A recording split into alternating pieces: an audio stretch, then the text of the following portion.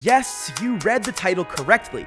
Clix is mad at me. They got dead last. You are a piece of shit, Timmy. If you guys follow my channel, you probably saw this video that I made about Clix a couple weeks ago. And let's just say he reacted to it and wasn't very happy. You're a piece of shit, Timmy. 2022. Timmy. Today, we will be watching Clix, Cypher PK, Lachlan, Ali A, and many other YouTubers reacting to videos that I made about them. Starting with Clix. Fortnite streamer and pro player in the entire world. I have 126 million views on Twitch. He's been playing Fortnite since the very beginning. He has competed in every single FNCS, but he's never won a single one. If I win this, I'm quitting. If I lose this, I'm quitting. Whatever happens is whatever happens, bro. But why hasn't Clix gotten that first place? Is he cursed? Is he just... I'm trying to watch a video and your bitch ass is talking, okay? What did you invite me to the call for? Yeah, you're right. You want me to mute up and watch this call? You're right, my bad, bro. Exactly. It's not good anymore, or is there something much bigger Oh my god, yeah, Patron going on? All the shit I did for Epic when the game was dying. Remember when the game was dying? 5K viewers on the on finals. I was sure. Yeah, maybe I do cuss a lot. Hey, I'm done cussing. From now on, I'm taking the cussing from up here to middle. Deal. That, and they can't even have the sympathy to do something for me. Today, we will discuss how Clix has never won an FNCS and why he might never win one. To really figure out why Clix has never won an FNCS, we need to take a look at his competitive history. Some of you may have seen this popular video I made about Clix, but this one will be very different. 1.7 million We're going to be focusing views? more on the Fortnite competitive side, as opposed to his early childhood life. God damn. And speaking of early on, Clix would start competitively gaming at a very young age. When I was around 5 years old, I got into video games. I didn't have a PC, but my brother, which was at the age of like, I think 13 or something. I know I'm pausing. This shit actually makes me so much, like, so motivated. Whenever I see myself back then, dude, it makes me so sad to see, like, where I started, dude. It's so crazy, bro. Like, this was dead ass. Like, I used to be fat. I used to be. He had a PC that I would always sneak into his room and just play Call of Duty Zombies. First game I ever played was Minecraft, and then I realized that my dream is to like become a professional gamer. From just 5 years old, he knew he wanted to become a professional gamer, and he did just that 7 years later. No, I'm not cussing. I'm not cussing. On Starting now. September 26th of 2017, a new game would drop that would change his life forever. I was playing Minecraft, and I knew there was no way to necessarily make money off of, and I saw Fortnite, and I had confidence that Fortnite will blow up and I could possibly make a living or like a career out of Fortnite. Fortnite's official open tournaments started on February of 2019, and Clix would play in his first ever tournament on February 14th of 2019. It was called the Share the Love Cup. Although Clix only got 660th on NA East, considering how many people played back then, it was still very impressive for a young kid. Clix would continue to play in some smaller cups like the Scallywag and Lux Cup without earning anything, but would make his first earnings when coming in 20th place in the Black Heart Cup and earning $500. I remember that, dude. This was all just warm-ups leading up to what he would win in the Fortnite World Cup. The Fortnite World Cup starts on April 13th, when all eligible Fortnite players from around the world will be able to compete in the weekly online opens. Each online open has a prize pool of Bro's been playing for almost a decade and still has not won an FNCS. 10 weeks and $10 million up for grabs. And it's all online. In each region, the top performing players from the online opens will earn a spot in the Fortnite World Cup Finals in New York City to compete for their share of a $30 million prize pool. Clix's success during the qualifier phase was all over the place. See, he did really well in some solo weeks, even getting first place in week 9 of qualifiers, but there were also weeks where he barely broke top 1,000. So going into the World Cup, it wasn't like Clix was a favorite or anything. However, it was cool for a lot of viewers to see such a young player involved in the World Cup. I was a favorite to win. As far as duos, Clix would team up with his popular duo partner Skeptic, and although they never got first place during qualifiers, they did get a second place during week 2, which qualified them for the LAN event and made Clix one of the few players that qualified for both solos and duos. Before the actual World Cup even started, Clix had already made a whopping $22,500 in earnings from the qualifiers. And for a 14-year-old kid, that was a lot of money. Because of these insane placements, everybody had their eyes on Clix going into the LAN. The duos tournament was first up and would take place during April 7th of 2019. Oh my god, I cussed. Taking the stage out there, and in that group, we have Crimson Spades, Clix and Skeptics, PF Zin and Nix, Art Graham and Falconer, and then Lenon and Tyler 15. think a lot of people are keeping their eyes on Clix and Skeptic because Clix's rise throughout the Fortnite World Cup I'm so Online sad. Opens has been I hate meteoric. watching this. A lot of people I are hate wondering watching how is this, he gonna bro. perform on the stage. And I hate watching unfortunately, this. the duo didn't do as I well actually as they hate it. wanted, and they only placed 35th out of 50 teams. That's However, bad. the minimum prize pool That's was so still bad. $100,000 split between the two, meaning that Clix brought home $50,000. What do you mean why, bro? Because and don't forget, the bro, next I didn't day, show on July like 28th, should have did so much there better. would be the solo tournament as well. Starting off there with Tfue and then following it up, Unknown Army, Niddle. Yeah, I made like 50. Psalm, Clix, I cashed out a lot, though. Parhu, Lasers, and Kurtz. I mean, Balla. What can we say about these players? And then you have the two young warriors, Unknown, Clix dude. and Epic Whale, known for taking walls, taking names, and pressing forward, doing everything they can to stop Me and their Epic, bro. Oh my god, Clix, dude. One of the players who Me has and fully Epic, qualified dude. for both solos and duos. And day 2 didn't exactly go as planned either. However, Clix did improve by placing 18th out of 100 players and winning $112,500, which made his total for the weekend $162,000, which is life-changing money for anybody, let alone a young teenager. That being said, Clix was still disappointed in his placement. Just be so sad, bro. I really just threw this. I'm so mad, bro. I should have got top 10 easy, bro. Damn. Although he Damn, did I'm still the fantastic, same. Cody knew that he could do better, and luckily, he would have an opportunity to show that off very soon. Shortly after the World Cup had finished, Epic Games would announce that Fortnite would be moving to an FNCS format shortly after the World Cup. Surprised and for you those didn't of you get that don't know what fourth. FNCS is, it's basically Sailing like the 33. major in any other esports. Basically, it's a massive tournament that's held 3 or 4 times a year, where the best players in each region will battle out for massive prizes. And the start of this FNCS era was crazy for everybody. Season X started off as trios, Crims and where Clix Spades. would play with Crims and Spades, getting 7th in grand finals. Although Damn. this was fantastic, Cody was looking for something better and wanted to at least break into the top 5. The next season would be squads, where Clix, Crims, and Spades would add on Blake PS as their 4th player. Wow. But unfortunately, this would lead to That's them falling insane. down to 18th place. That's Moving on insane. to Chapter 2, Season 2, Epic would then again revert back to duos, and this meant that it was time for Clix to find a new teammate, and he would end up queuing up with another World Cup qualifier, Young Calculator. Once again, however, Clix fell outside of the top 10 and had another disappointing performance. Damn. It seemed like Clix just couldn't figure it out. Maybe he had the wrong teammates. However, that wouldn't be a problem much longer, because at the end of Chapter 2, game was so Season 2, easy back then, Epic dude. would host a solo tournament. game is the where hardest Clix it's would be ever able been to right now. redeem himself for his performance at the World Cup. Fortnite held an FNCS solo online invitational where Clix placed 23rd. And once again, Clix just didn't finish where Catch he us live on wanted to. Closey in And 3, although 23rd out 2, of 100 isn't that 1. bad, when you're one of the best in the world and one of the most popular players, all eyes on you to get the win. However, in Chapter 2, Season 3, we would stick with solos moving into the next FNCS, so once again, Clix would have an opportunity to improve on this 23rd place. And once again, Clix No, would not Astria, live no up to the way. task. No way. He would finish with a 27th during the grand finals. Yeah, I remember that. So maybe Clix just wasn't a solo player, and that's not a problem, because the final FNCS of 2020 would see us go back to trios again. Chapter 2, Season 4 would see Clix team up with Illest and Bizzle. And once We did again, good, no? Clix fell 5th, short of his right? goals, finishing 14th no way out we of got 33 14. teams. Really? Before we get too judgmental on Clix, however, we can tell that 2020 was a very hectic year. I mean, there was duos, squads, solos, and trios, meaning that Clix constantly had to switch teammates, strategies, and metas throughout the entire season. It's hard to build up chemistry with a team when you only play together for a couple of months. So, with 2021 having some changes to the format, I'm so confused and how people giving thought I an was the best player opportunity back to then. stick with their teams longer, this would Compared be the to, like, season that Clix now. would have to take I'm over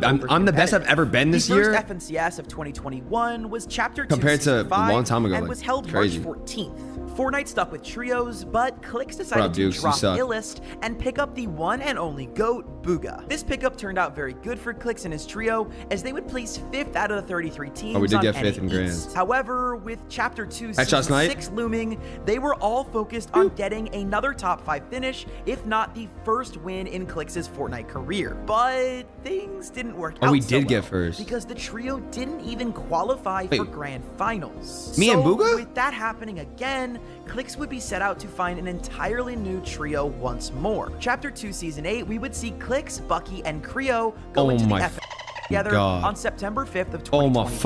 God. And they got 33rd place. And if you can do math correctly, you'll notice that only 33 teams compete in a trios tournament, meaning they got dead last. You are a piece of Timmy. Ending on a sour note, Clix would need to look for a new team. You're a piece in Timmy. 2022. It's Timmy. not just because his trio did did get bad, last, it's crazy. but also because Fortnite was now switching to duos.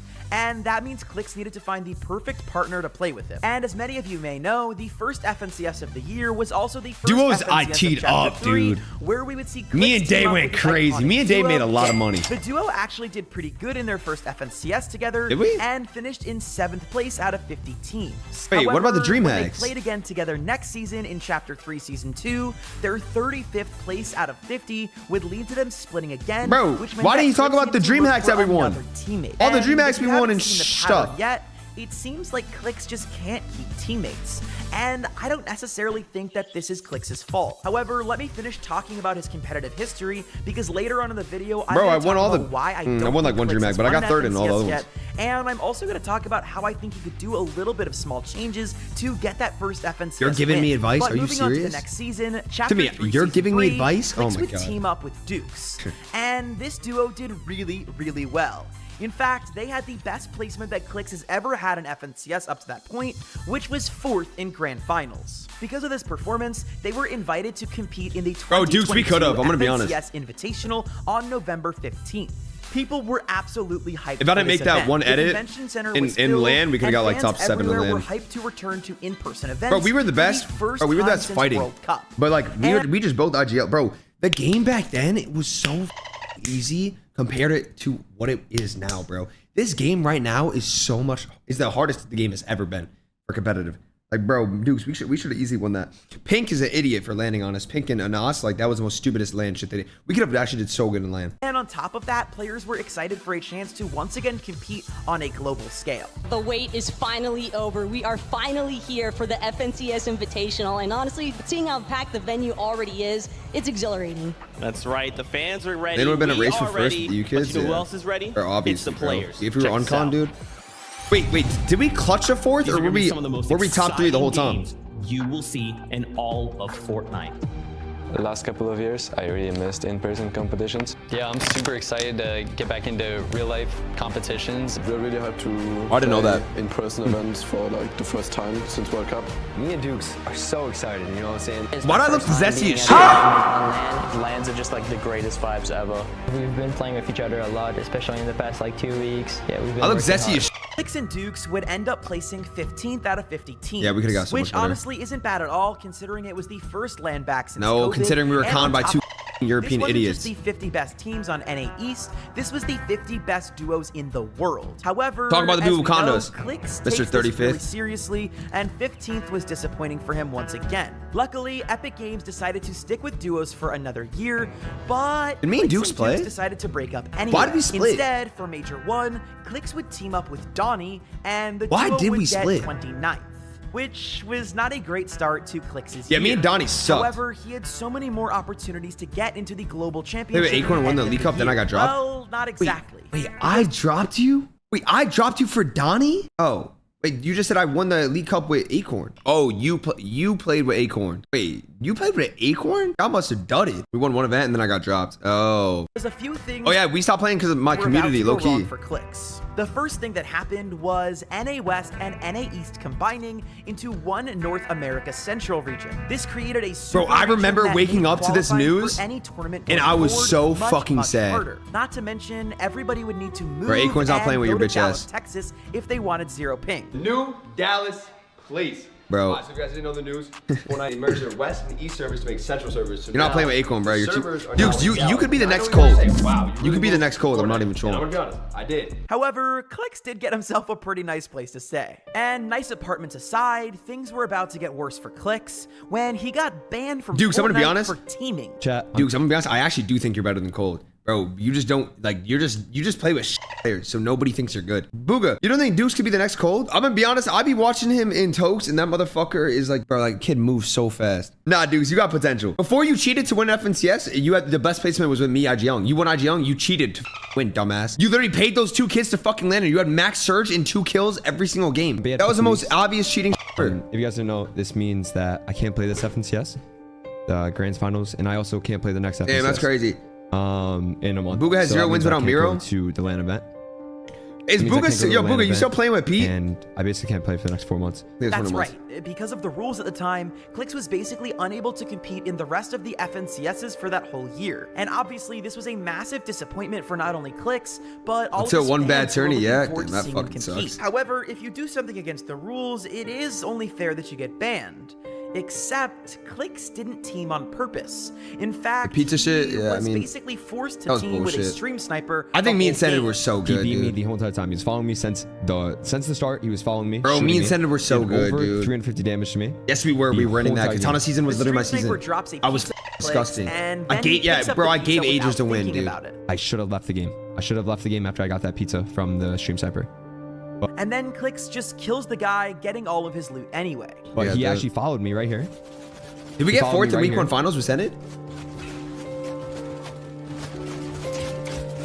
Sits in my wall, goes up and down, and lets me kill him, okay? Lets me kill him. So no matter what, chat, I would have got all the loot that he gave me, and I went on to win the game. Yeah, if I didn't win the think this game, I whole would have been situation is fun. super unfair, and I also think that stream sniping is a massive reason If I didn't why win the Clix tournament. hasn't won an FNCS It's just I yet. won the And whole like I said, tournament. we're going to talk a little bit more about that later. However, You know against this kid all is like odds, mad known on Fortnite would TikTok? change the That rules, kid who saying that a pizza shit? 14-day ban from the game would only punish you from competing in one FNCS tournament instead of 2. And although Clix missed Majors 2, he was now able to compete in Man, I Majors love 3. Epic, but like, Let's go!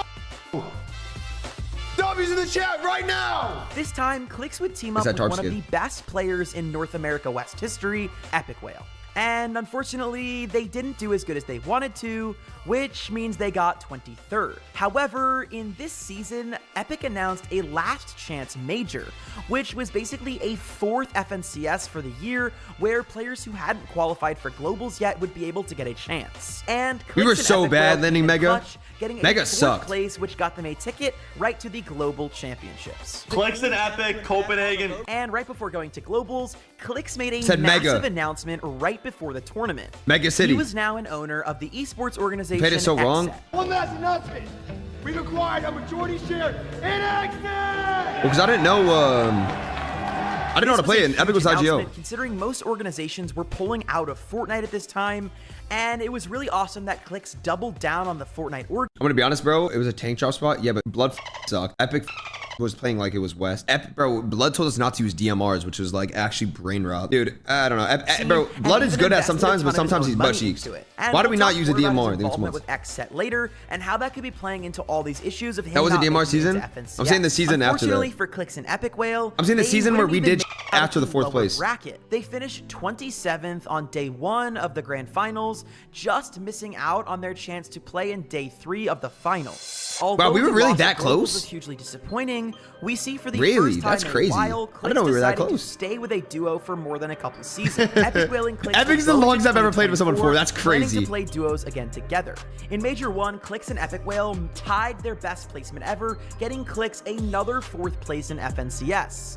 He seems to have this curse where he just can't beat 4th place and get onto that podium of top 3. Anyways, the other negative part about this major is that only This the chat's first so place cringe. team qualified This to the chat's so Globals, which cringe. means that Epic Yo, I Whale hate this and chat, Clix on need God. to try and get that On elusive God. golden ticket to LAN one more time. And things wouldn't work out as planned, as they landed in 14th place in the Majors 2 of that year. Because of this, Clix would do what he does so often, and part ways with his— Wait, me and Epic got 14? That was the season I crashed 2 times and I played on a different PC. Oh my God. No way we did that good. And I had no audio 2 games. Wow, that is crazy. duo going into Major 3. However, this would Good, turn are you out to be a trolling good for the decision, circumstances? Yeah. because Clix would end up No. duoing with one of the best players on EU, Veno. named Veno. At first, people didn't really believe that they were teaming because the two were from entirely different continents.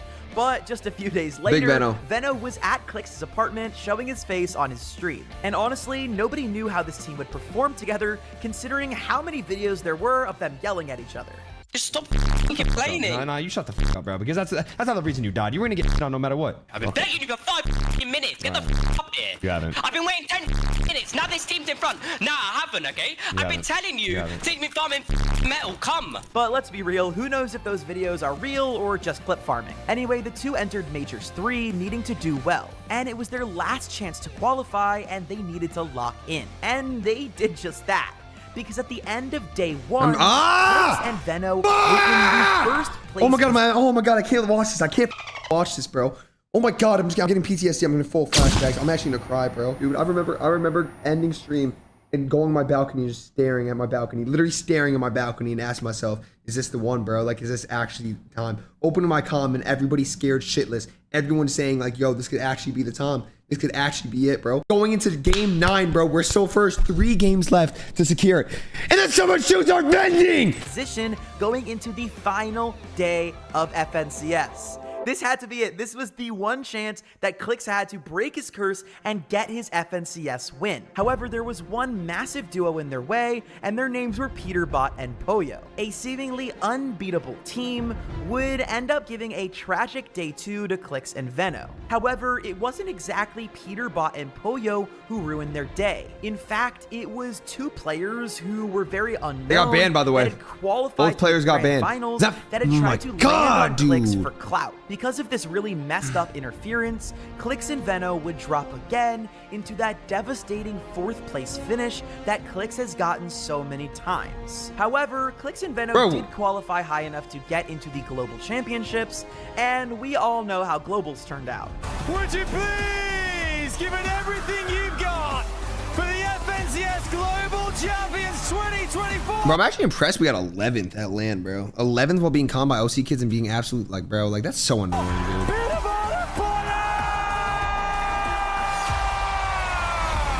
While Clix and Veno didn't get first place, they did get 11th, which is the best placement we've ever seen Clix get on LAN. And that brings us all the way to today. Now that you guys have a very good picture of what Clix's competitive history looks like, I want to talk about why he isn't able to get an FNCS win, and also reasons why I think that he might actually have a chance to do so if he switches up a thing or two. So without further ado, let's get into this next portion of the video. I already mentioned it earlier on, but I want to touch on Clix constantly switching teammates. If you look at his entire competitive history, which we just did, you'll notice that he doesn't stick with a duo or trio for very long. And although this can be an advantage for Clix when he switches up quickly to grab a duo like Veno, it also hurts him in the long run because he can't build up chemistry. And I'm gonna counter this real quick. And I think most pros watching are gonna agree. When you stick with a duo, you get way too comfortable and you don't play as good. That's why every single duo that randomly just connects with each other instantly play good. Because they're nervous and they're not comfortable. If you stick with a duo for so long, you won't be good. Like, you just won't be good the whole time. Because you just get way too comfortable with each other. I'm telling you, bro. Acorn and Cold, bro, they're not a duo anymore. Communication between teammates is one of the most important parts in all of Fortnite. And it's hard to build that with somebody in just a couple months before an FNCS. Now, for why this happens, I don't think it's because Clix just Poyo and Peter his teammates. Are not duos either. I think it's quite the opposite. I'm gonna give you a couple reasons why I think Clix is a duo. Number one, yeah, one out of a lot. People seem to use Clix. See, a lot of players make good money playing competitive. But as we all know, the people that are really winning in the Fortnite world when it comes to money are content creators like Clix, who are making a massive amount of money by streaming and making videos for their fans. So what happens is a lot of massive players will want to team up with Clix for clout, and then after not winning after 1 or 2 seasons, they'll take the viewers and run. Now, I'm not going to pick any specific names and say that anybody has done that, nor can I necessarily prove it. However, I do think this is something that Clix has to be weary of, and it's probably really stressful for him to know who's using him and who is actually a genuine good duo. And perhaps even more importantly than that point is the fact that nobody wants to deal with stream snipers. I already mentioned stream sniping earlier in this video, and I think we all know how bad it can get. So, it's crazy, Rise, bro. Rise, bro. I'm not trying to say something, but I looked at your shit a couple months ago. You didn't stream at all. And this month, randomly, you put 120 hours in. Let's talk about it. No, I'm playing. It's a popcorn skin. It's a popcorn skin, dude. Now this is just in a dance for me, you mother. Dance. And he left the game. Wanna know why he left the game? Why do you think he left the game, chat? Let me know. See, most players in Fortnite don't like stream sniping, but a lot of the pro I get players griefed every that tourney, don't to be honest. stream haven't experienced it and don't I do understand be how getting bad it griefed can all the actually time, get. dude. So they think stream snipers will be no problem, and then they start playing with Clix and realize just how miserable it can be. Damn. I mean, Veno is one of the most popular players in the entire world, and he didn't have to worry about getting dropped on mid-FNCS and EU. However, he flew all the way to a new country to play with Clix, only to have their FNCS griefed by a couple of kids who just wanted attention. It's kind of obvious at this point why players don't end up sticking with Clix. It's really annoying to have to be in his position. And yes, Clix is incredibly blessed, and he would say himself that having this massive audience is all worth it. However, it doesn't make it any less annoying for him to have to deal with stream snipers. And going off of that point, I can see how easy it would be for Clix to lose passion playing the game. Wait, do I get this gone? Yes, no. I'm calling myself in the game. Nah, that calls it. Come see you guys tomorrow. Love you guys. I'm going to bed. Losing passion for the game isn't surprising when you're dealing with all these issues and Epic Games doesn't really want to solve it. I mean, we see another example with Ninja. Although he wasn't necessarily he was a on pro Jimmy player, Fallon? we saw him quit Fortnite for a long time and even now doesn't stream it very often because he's just tired of being stream sniped day in and day out, with Epic Games really not having a solution for it. God, why, dude, that little piece of shit, they fucking rushed me because they knew who I was. 1,000,000%. No reason they leave out of town to kill a solo, dude. No way. They're on the highest building and they go for one guy. They didn't go for the entire time, dude.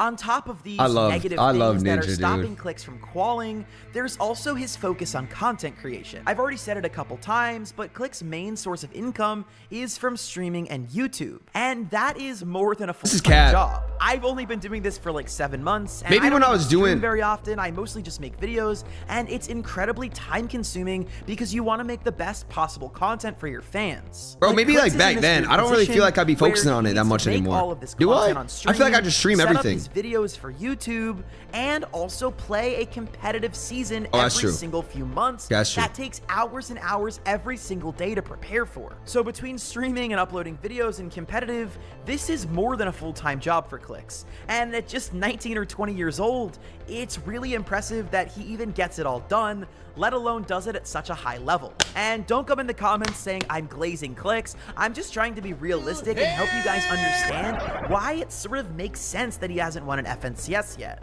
Okay, now that I've ranted a little bit about why I don't think Clix is able to win FNCS, we probably all have the same question on our mind. Will Clix ever win an FNCS?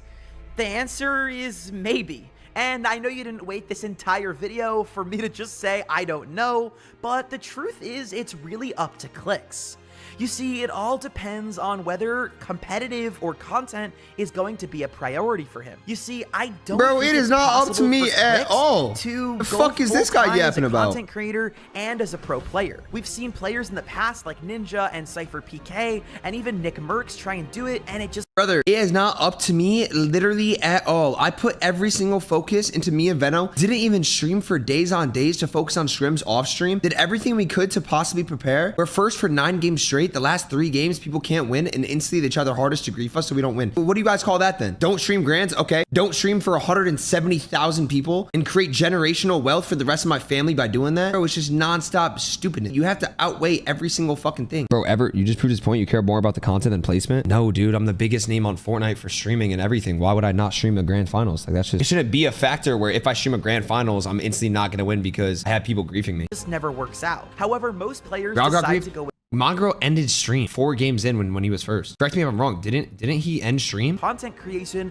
because that's genuinely where the money is. Yeah, he did. But in the case of Clix, I think he's doing okay on cash, and I truly believe he cares just as much about competitive as he does about making money from content creation. And if Clix is looking to move forward and take competitive top priority, then there's no better time to do it, because going into the next year, we're going to be switching up to trios, which means that Always gonna try my hardest, and if it gets to the point where I retire a couple years from now and I don't win a FNCS, well, we created a legacy, bro, regardless or not. But Clix isn't out of luck looking for a new duo because everybody's taken. He can take his time and find the right trio, considering that there's some cash cups over the next few months to help players warm up for next FNCS. And this cash cup season, we've already seen Clix joined by Rise and Muzz, who are two of the best players in the world, where they finished 5th in an NA Cash Cup, winning $400 each. And honestly, just from watching them play the Cash Cups, it seems like they might be a strong contender for who Clix might end up playing with next year. However, things change every minute. We don't know what the future I don't think Muzz wants to play with Clix, us. but one thing I do know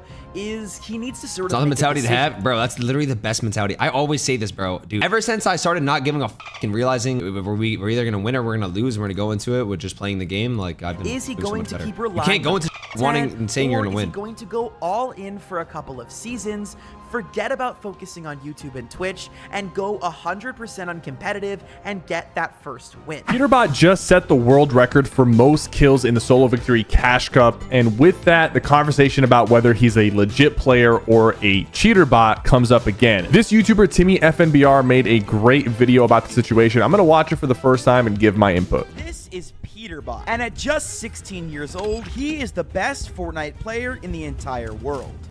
Best from a mechanical perspective and from a fighting perspective, but hasn't necessarily proven that all the way in competitive yet. But this season he looks unstoppable, so talented, we'll have to see. I'm the best. Oh my god! And just plain toxic. Oh my god! However, he wasn't always like this. Today, I'm going to talk about Peterbot's journey to the top of competitive Fortnite, and more importantly, what might just be his downfall. But before we get to the toxicity, the cheating accusations, and the controversy, we have to go all the way back. He was a console kid back in the day, if you didn't know. He used to be on console. Peter's story starts on the console, PlayStation 4. Like many of us, Peter played Fortnite for fun, mostly playing with his friends after school as a way to socialize. But Peter quickly realized that he was better than all of his friends and classmates.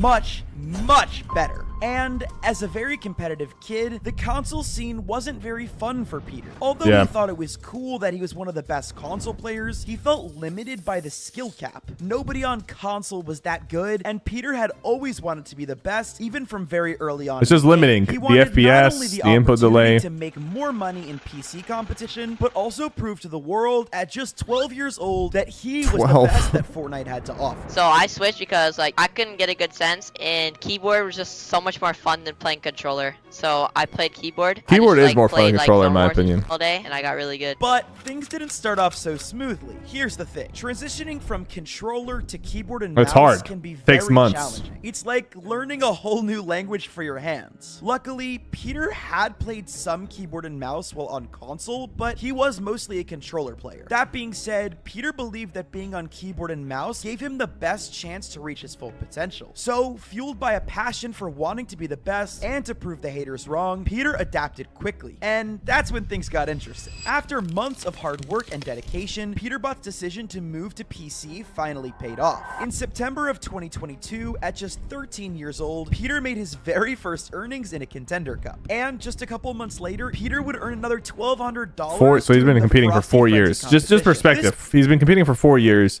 He's been earning for 4 years. If people think he's cheating, that means he's been cheating for 4 whole years and not once got caught. This was all great, but Peter wasn't happy with just that. So in June of 2021, at just 14 years old, Peterbot decided to enter the Fortnite All-Stars solo tournament. And his performance, you might ask? Well, it was nothing short of amazing. He outplayed seasoned veterans, showcasing near-perfect aim and lightning-fast build techniques, and some people even thought the kid was cheating, but we're gonna get to that later. You see, this wasn't just a good showing for Peter, this was a breakout moment. The young prodigy finally showed the world that he was on his way to becoming one of the greatest Fortnite players in the world. Finishing 8th place, Peter earned $18,000, which is such a crazy amount of money for just a 14-year-old to win. And the wins just kept rolling in, and so did the prize money. Peterbot, Loki, the prize money back in the day was a little bit higher than it is today. Still barely a teenager, was making tens of thousands thousands of dollars. And perhaps more importantly, however, this All-Stars performance put Peter on the map, and suddenly the world's best pro players wanted to team up with him in tournaments. As good as Wait, Ninja tweeted, "Who's this Peterbot kid?" I don't remember him tweeting that. Peter was in solos, he even more so thrived off of team game modes. He wasn't the lone wolf type. He understood the power of working as a group to compete and get better. And at this point in his career, he started teaming up with talented players who complemented his skill set. Right after All-Stars, I played with the same people for I played my same partners last season, but we didn't do good, and then P-God hit me up, and that's when I started placing. That's right, Peter was now playing with P-God. For those of you that don't know, P-God was not only one of Fortnite's best competitive players at the time, he was also very, very popular, having hundreds of thousands, if not millions of followers and views on social media. Playing with P-God undeniably helped elevate his fame. Before they played together, Peterbot only had 4,000 followers on his Twitter account, and by the time they... You know what's crazy though is Peterbot hasn't streamed for a month now. He was streaming and he was grinding the streams for a little bit, and then he just hasn't streamed for a month and just locked in on competitive, which I kind of understand. But dude, when you're this good at the game, you can stream and really build up a lot of wealth, a lot of viewers, a lot of success that winning Fortnite tournaments just won't come close to. Split ways, his following was just under 40,000. P-God impacted my career so much. He helped me. He helped my career so much. I had 4,000 followers when I started playing with him. I have 40, almost 40K on Twitter now, and I appreciate it a lot. Along with their new cracked controller player trio TK, they were ready to prove everyone wrong. You see, Peterbot was no stranger to being the underdog. Peter was a nobody in the Fortnite community just 6 months ago, and now he was playing with some of the world's best players on the Chapter 2 competitive era was kind of goated, I'm not gonna lie. That's when I played the most competitive. First cash cup together and added another $600 to I am actually playing this FNCS this season. My first FNCS since chapter 2 actually. Let's go! Let's go! We won! Not the voice cracks, dude. Put on an absolute show in the well, we all been there though. Qualifiers, finishing first place and surprising much of the Fortnite community along the way. Despite their amazing performance in the qualifiers, however, Peterbot and his trio just missed out on the top 10 in grand finals, finishing 11th out of 33 teams and earning $2,300. And although they had seen some early success, the trio was short-lived. To the surprise of many of his peers and fans, Peter decided he didn't want to continue playing with P-God and TK following that FNCS. This, however, caused Peter to get some backlash. Oh, nice little piece on that guy. Holy crap. To call him ungrateful because he had left P-God, who had taken a chance on him as a young player. That being said, P-God himself never said anything bad about Peter, and the two seem to still get along to this day. But Peterbot's decision would later come back to haunt him. When asked about his decision to leave the trio, Peterbot said that along with other factors, they split because he wanted to get his then drop spot Craggy uncontested. The only reason I really split was because I wanted to get uncon and grands. For those of you that don't know, a huge part of performing and placing well in these large tournament lobbies is having an uncontested drop spot. Simply put, if nobody is fighting you off the spawn of the match, you have a Wasn't that spot still contested though? Highly in each match and in the tournament as a whole. With all of this in mind, Peter decided to team up with two veteran players, Bucky and Macwood, who had both qualified for the much larger Fortnite World Cup. At they the actually time, both Bucky did get and contested. Macwood were regarded as two of Fortnite's best players, and they were excited to play with a young and hungry Peterbot. Peter, of course, wanted to play with good players, but also wanted to prove that with an uncontested drop spot, he could place much better than 11th place. But things didn't quite go to plan. Yeah, I placed 11th with P-God, Con, and Craggy, and I got 11th uncon. So it's kind of down bad. Yep, you heard that right. Peter and his new trio placed exactly the same as they had in the previous season in 11th place and earned another $2,300. This led to Peter getting even more backlash for his earlier decision to leave P-God. Peter's growing confidence had turned slightly cocky, and he thought he was perhaps maybe a little better than he actually was at that time. But I mean, who could really blame the kid? If I was making tens of thousands of dollars at just 14 years old, can easily get to your head. As well. It could easily get to your head, trust me. His lesson about making quick decisions and leaving teams that he shouldn't, and he decided to give Bucky and Macwood another chance. This decision would probably be one of the best in Peter's career. Shortly after their 11th place finish in FNCS, Epic Games announced Fortnite's Grand Royale. The Grand Royale was set to take place in that following November with a multi-million-dollar prize pool. And well, let's just say it's good that the trio stuck together. Right there. Right. Nice. Get the full. Get the full. You have to get the full. Nice, Oh, bro. he barely got the full. Box up, box up. Do they win? No. Let's go!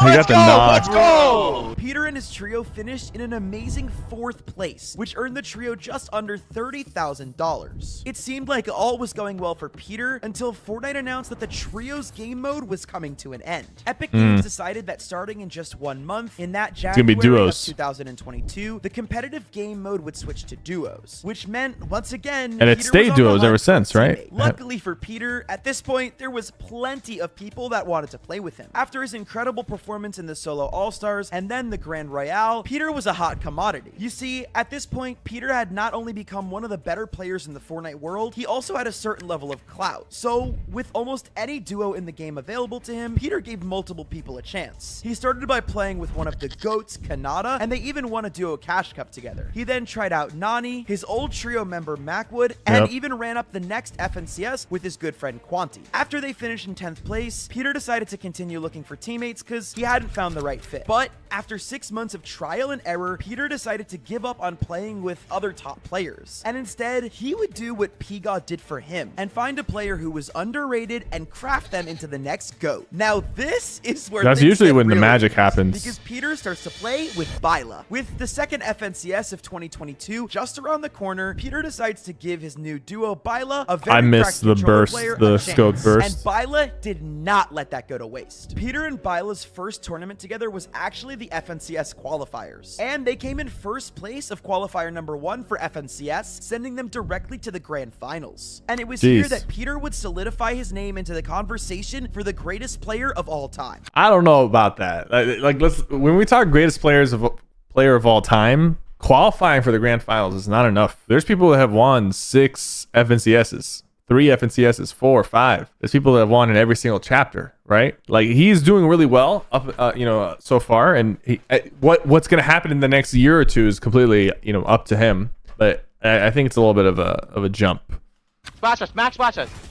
No more. Chill. Drop low, drop low. Let's go! We're so good, bro! Finally, Peter had done it. From an awkward console kid to an FNCS champion in less than 2 years. Peter had done what he wanted. I think that and is proved impressive, that he- though. I think going from console to FNCS champion in 2 years is very impressive. You have to spend so much time on Fortnite to get to that level. Peter's wrong, right? Well, not so fast, because Peterbot's success did not come without questions. Earlier in this video, I told you Peterbot had received some very serious cheating accusations, and now that he was at the top of the game, everyone was gunning to take him down. Peter's laser-like aim, seemingly tracking opponents through walls, fueled accusations of him cheating. After all the success, terms like soft aim and macros became commonplace in conversations surrounding Peter, and soon after, videos like this one started to pop up all over social media. We are purely remember that. talking about the professional player signed to TNG, Peterbot. He has come What under happened to this fire guy, the today for Fortnite guy? being What happened to accused him? of cheating. And here's the thing. These accusations weren't coming from random internet. Okay, see that little jump that happened right there? That's happened to me like 100 times with the scoped weapons. So whenever I see a clip with the scoped weapon, like, you got to take it with a grain of salt, because to this day, scoped weapons sometimes are still bugged and it'll just jump. Pro players, the best of the best, that started raising red flags. Popular pro player Young Calc was one of the first to call out Peterbot publicly. Listen, every single pro, almost every single pro, thinks that he's cheating. Peterbot. Everyone thinks that Peterbot's cheating. And I don't know if he's cheating or not, but the fact that almost every pro thinks he's cheating, and the fact that he has the best aim I've seen in my entire life, not even an over-exaggeration. He's never Kovacs in his life. He came from console, however long ago, recently, and he's never played PC games before that, and he's the best natural. Those are all very valid points. Like, that would make somebody very suspicious. Streaming thing. See, compared to many other top players, Peterbot wasn't a regular streamer. Interviews from 2021 reveal a lack of motivation to stream despite acknowledging its financial potential. I don't stream enough, I feel like. So, like, I don't really have, like, a goal right now because I don't stream enough to have a goal. But, like, I want to be big, you know? Like, I want to be the person to stream to people, but, like, I just don't have the mindset right now. This fueled the fire fire for many because consistent streaming would allow Peter to make so much more money. So much more. Why won't Peter stream? Basically, people came to the conclusion that the only good reason that would make Peterbot not want to live stream is that he was cheating and he was afraid to get caught if all of his gameplay was just out there for people to watch, especially live when anything could go wrong. Whenever the cheating topic arose, Peter seemed incredibly uncomfortable. He wouldn't engage in discussions and even acted awkward when his friends would jokingly mention it. I feel like when I joked around with him being a hacker, like, because he was in a couple of my videos, like, I didn't feel like he was nervous. But I mean, this was more recent, so it's not like these older clips. But it felt like he was like owning the jokes. What? Wait, did I say Peter! Wait. You were making it obvious, on God! Later that year, however, Peter had an opportunity to silence all the haters. You see, Fortnite had announced its first official This LAN is bad, event though. since the Fortnite World Cup. This is bad. I know where this is going.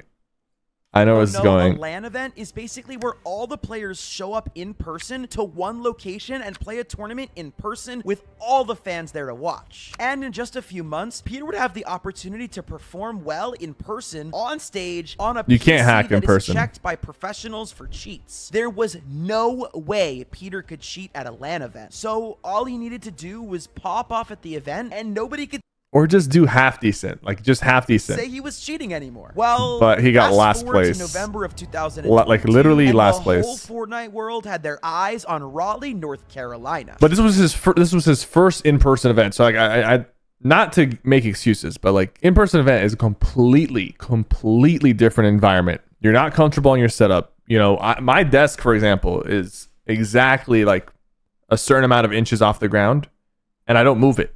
Like, this is what I'm used to. You go there, you're going to be playing on a setup that's different, a desk that's different height, different monitor, different everything. Like, the crowd is yelling. I can understand a poor LAN performance one time, but if it consistently happens, like if there's more LANs coming up, which he'll have qualified for, and he consistently performs really poorly at LAN, then you can be like, this is not a good sign. This was the home of the FNCS Invitational LAN. This was it, the moment that Peter was ready to silence the haters. However, right before the LAN, news came out that would shock the Fortnite community. Peter's current duo and co-FNCS champion, Byla, would not be attending the LAN event. Some people thought that Peter didn't want to play with Byla because he thought he wasn't good enough. Some social media users even started saying that Peter paid Byla to drop out of the event so that Peter could duo with his friend and really good pro player Jamper. Both Peter and Byla denied these accusations, and Byla even came forward saying himself that he chose not to play for, quote, personal reasons.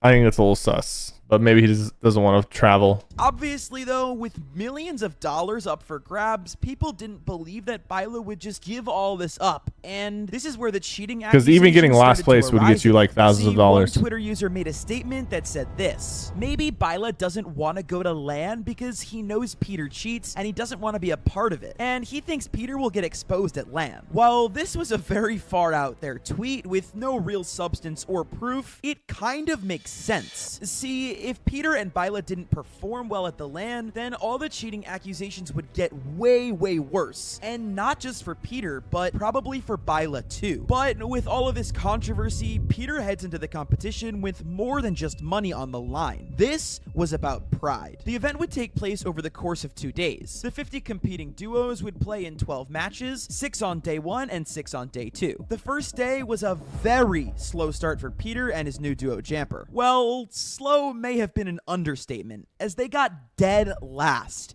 Yeah, dead last. 50th out of 50. Couldn't get any worse. But Peter had just 1 day left. 6 more games to prove to the world that not only was he not cheating, but that he was one of the GOATs of Fortnite. Well, unfortunately, it didn't quite go down like that. Peter ended up finishing 37th place out of 50 teams, winning only $1,000. With only all of that being oh wow. said, there was a ton of factors at play here. Peter was young, nervous, and playing with a brand new duo. So we can't say for sure if his poor LAN performance had anything to do with cheating or lack thereof. The As new you can duo part imagine, is very this true. Didn't help the cheating accusations. Most recently, Peter has continued his success by finishing 2nd place in the duo FNCS Grand Finals this past February, February with his duo partner Poyo. Here, Peter and his duo took home $45,000. With that being said, Bro, they also just played a Cash Cup where they broke the record for most points in a Cash Cup because they won.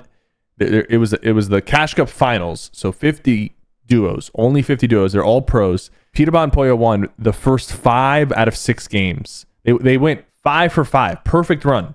5 games. They had a 100% win rate against pros, and they only lost the 6th game because everyone out of spite started landing on them because they didn't want them to go flawless. These things are always fun to watch. The Rise of Lachlan by Timmy FNBR, who I said if he made a documentary, I would do an interview with him. So let's see what he's cooked up here in this perhaps the most documentary game of our generation. And with the game, I'd argue Minecraft maybe, but base, yeah. There are some huge creators that go. Oh, who's that on the right? Ninja. Cypher PK. Oh, he's gonna use it. Yes. Oh my God! Booga. Fortnite yeah. World Champion!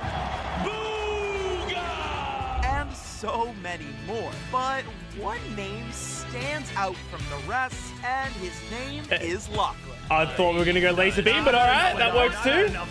Go! This might be a glaze montage.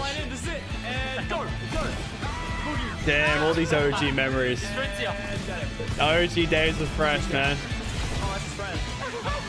But before Lachlan was Fortnite famous and owned one of the biggest esports teams in the world, he was just a little kid who liked to play Minecraft. Lachlan Power was born on August 25th of 1995 in Queensland, Australia. And yes, his real name is Lachlan Power. No wonder the guy's famous. You have to be with a name like that. A lot of Americans and stuff, they didn't really know, like, geez, even your boy Logan Paul, like, Lachlan, like everyone calls me Lachlan because they look at it and they're like L-A-C-H. Lachlan grew up with his 3 siblings in Queensland. Damn, it looks so young here. here. Loved playing video games and growing up, especially Pokemon. Okay, so my favorite game growing up, I think, my sister was Jackie. probably Pokemon. I used to always play Pokemon a lot. Unlike a lot of the other people I've talked about in my videos, Lachlan actually went to and finished high school. While being there, That's however, an achievement. he slowly became obsessed with YouTube, starting with watching COD tips and tricks videos. Used to watch YouTube a ton. Dog, these haircuts are atrocious in this video, man. Like, what is that? And you know, like when Bro, Black Ops dropped, it get was off the just like, screen, oh my quick! God, then a map pack dropped with zombies, and it was like I was all over that thing on YouTube looking up how to do What? Easter It sounds eggs and so all that weird jazz. too. After graduating high school in 2012,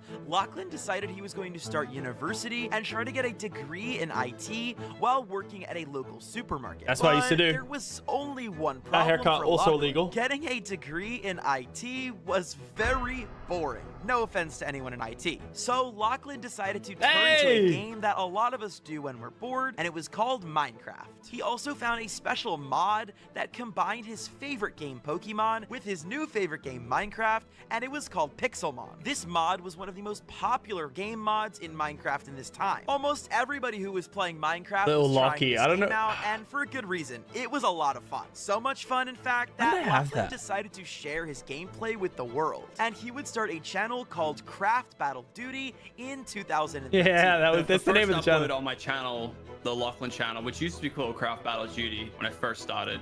And the name for that was because I really liked Minecraft, I really like Battlefield, and I really like Call of Duty. So I put the 3 names together. His first ever video was uploaded to YouTube on March 23rd, 2013, before many of you watching this video were even born. It was called Pixelmon Server Let's Play Episode 1, The Introduction. The video was exactly what you would think it was based on the title, a Pixelmon Let's Play. This isn't. Hey guys, what's going on? It's Craft Battle Duty here with my first Minecraft video.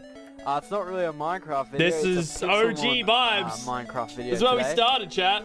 It's the start of one of my first new series. And from that point on, Lachlan started to regularly upload Pixelmon videos to his channel. Averaging just over 3 videos a week, Lachlan was excited and pumping out content. This was a very consistent schedule for someone just starting YouTube. To some people, I don't know, chat. Did we do a Pixelmon video? It might seem a little crazy, especially when you're working a real-life job as well as going to university. As time went on, Lachlan started to incorporate other Minecraft series into his upload schedule. He even expanded to other Minecraft mods mods like Gmod and Hexus. I'm interested to see how he does this because it's so hard to condense like 13 or 12 years community building up. He decided that his of love like of content creation was what he wanted to focus footage on, and he took a gap year to see where YouTube would take him. To take a gap year, and while I was on that gap year, see how YouTube would go and just play with it and have fun with it like I've been doing for the last year. And on July 31st of 2013,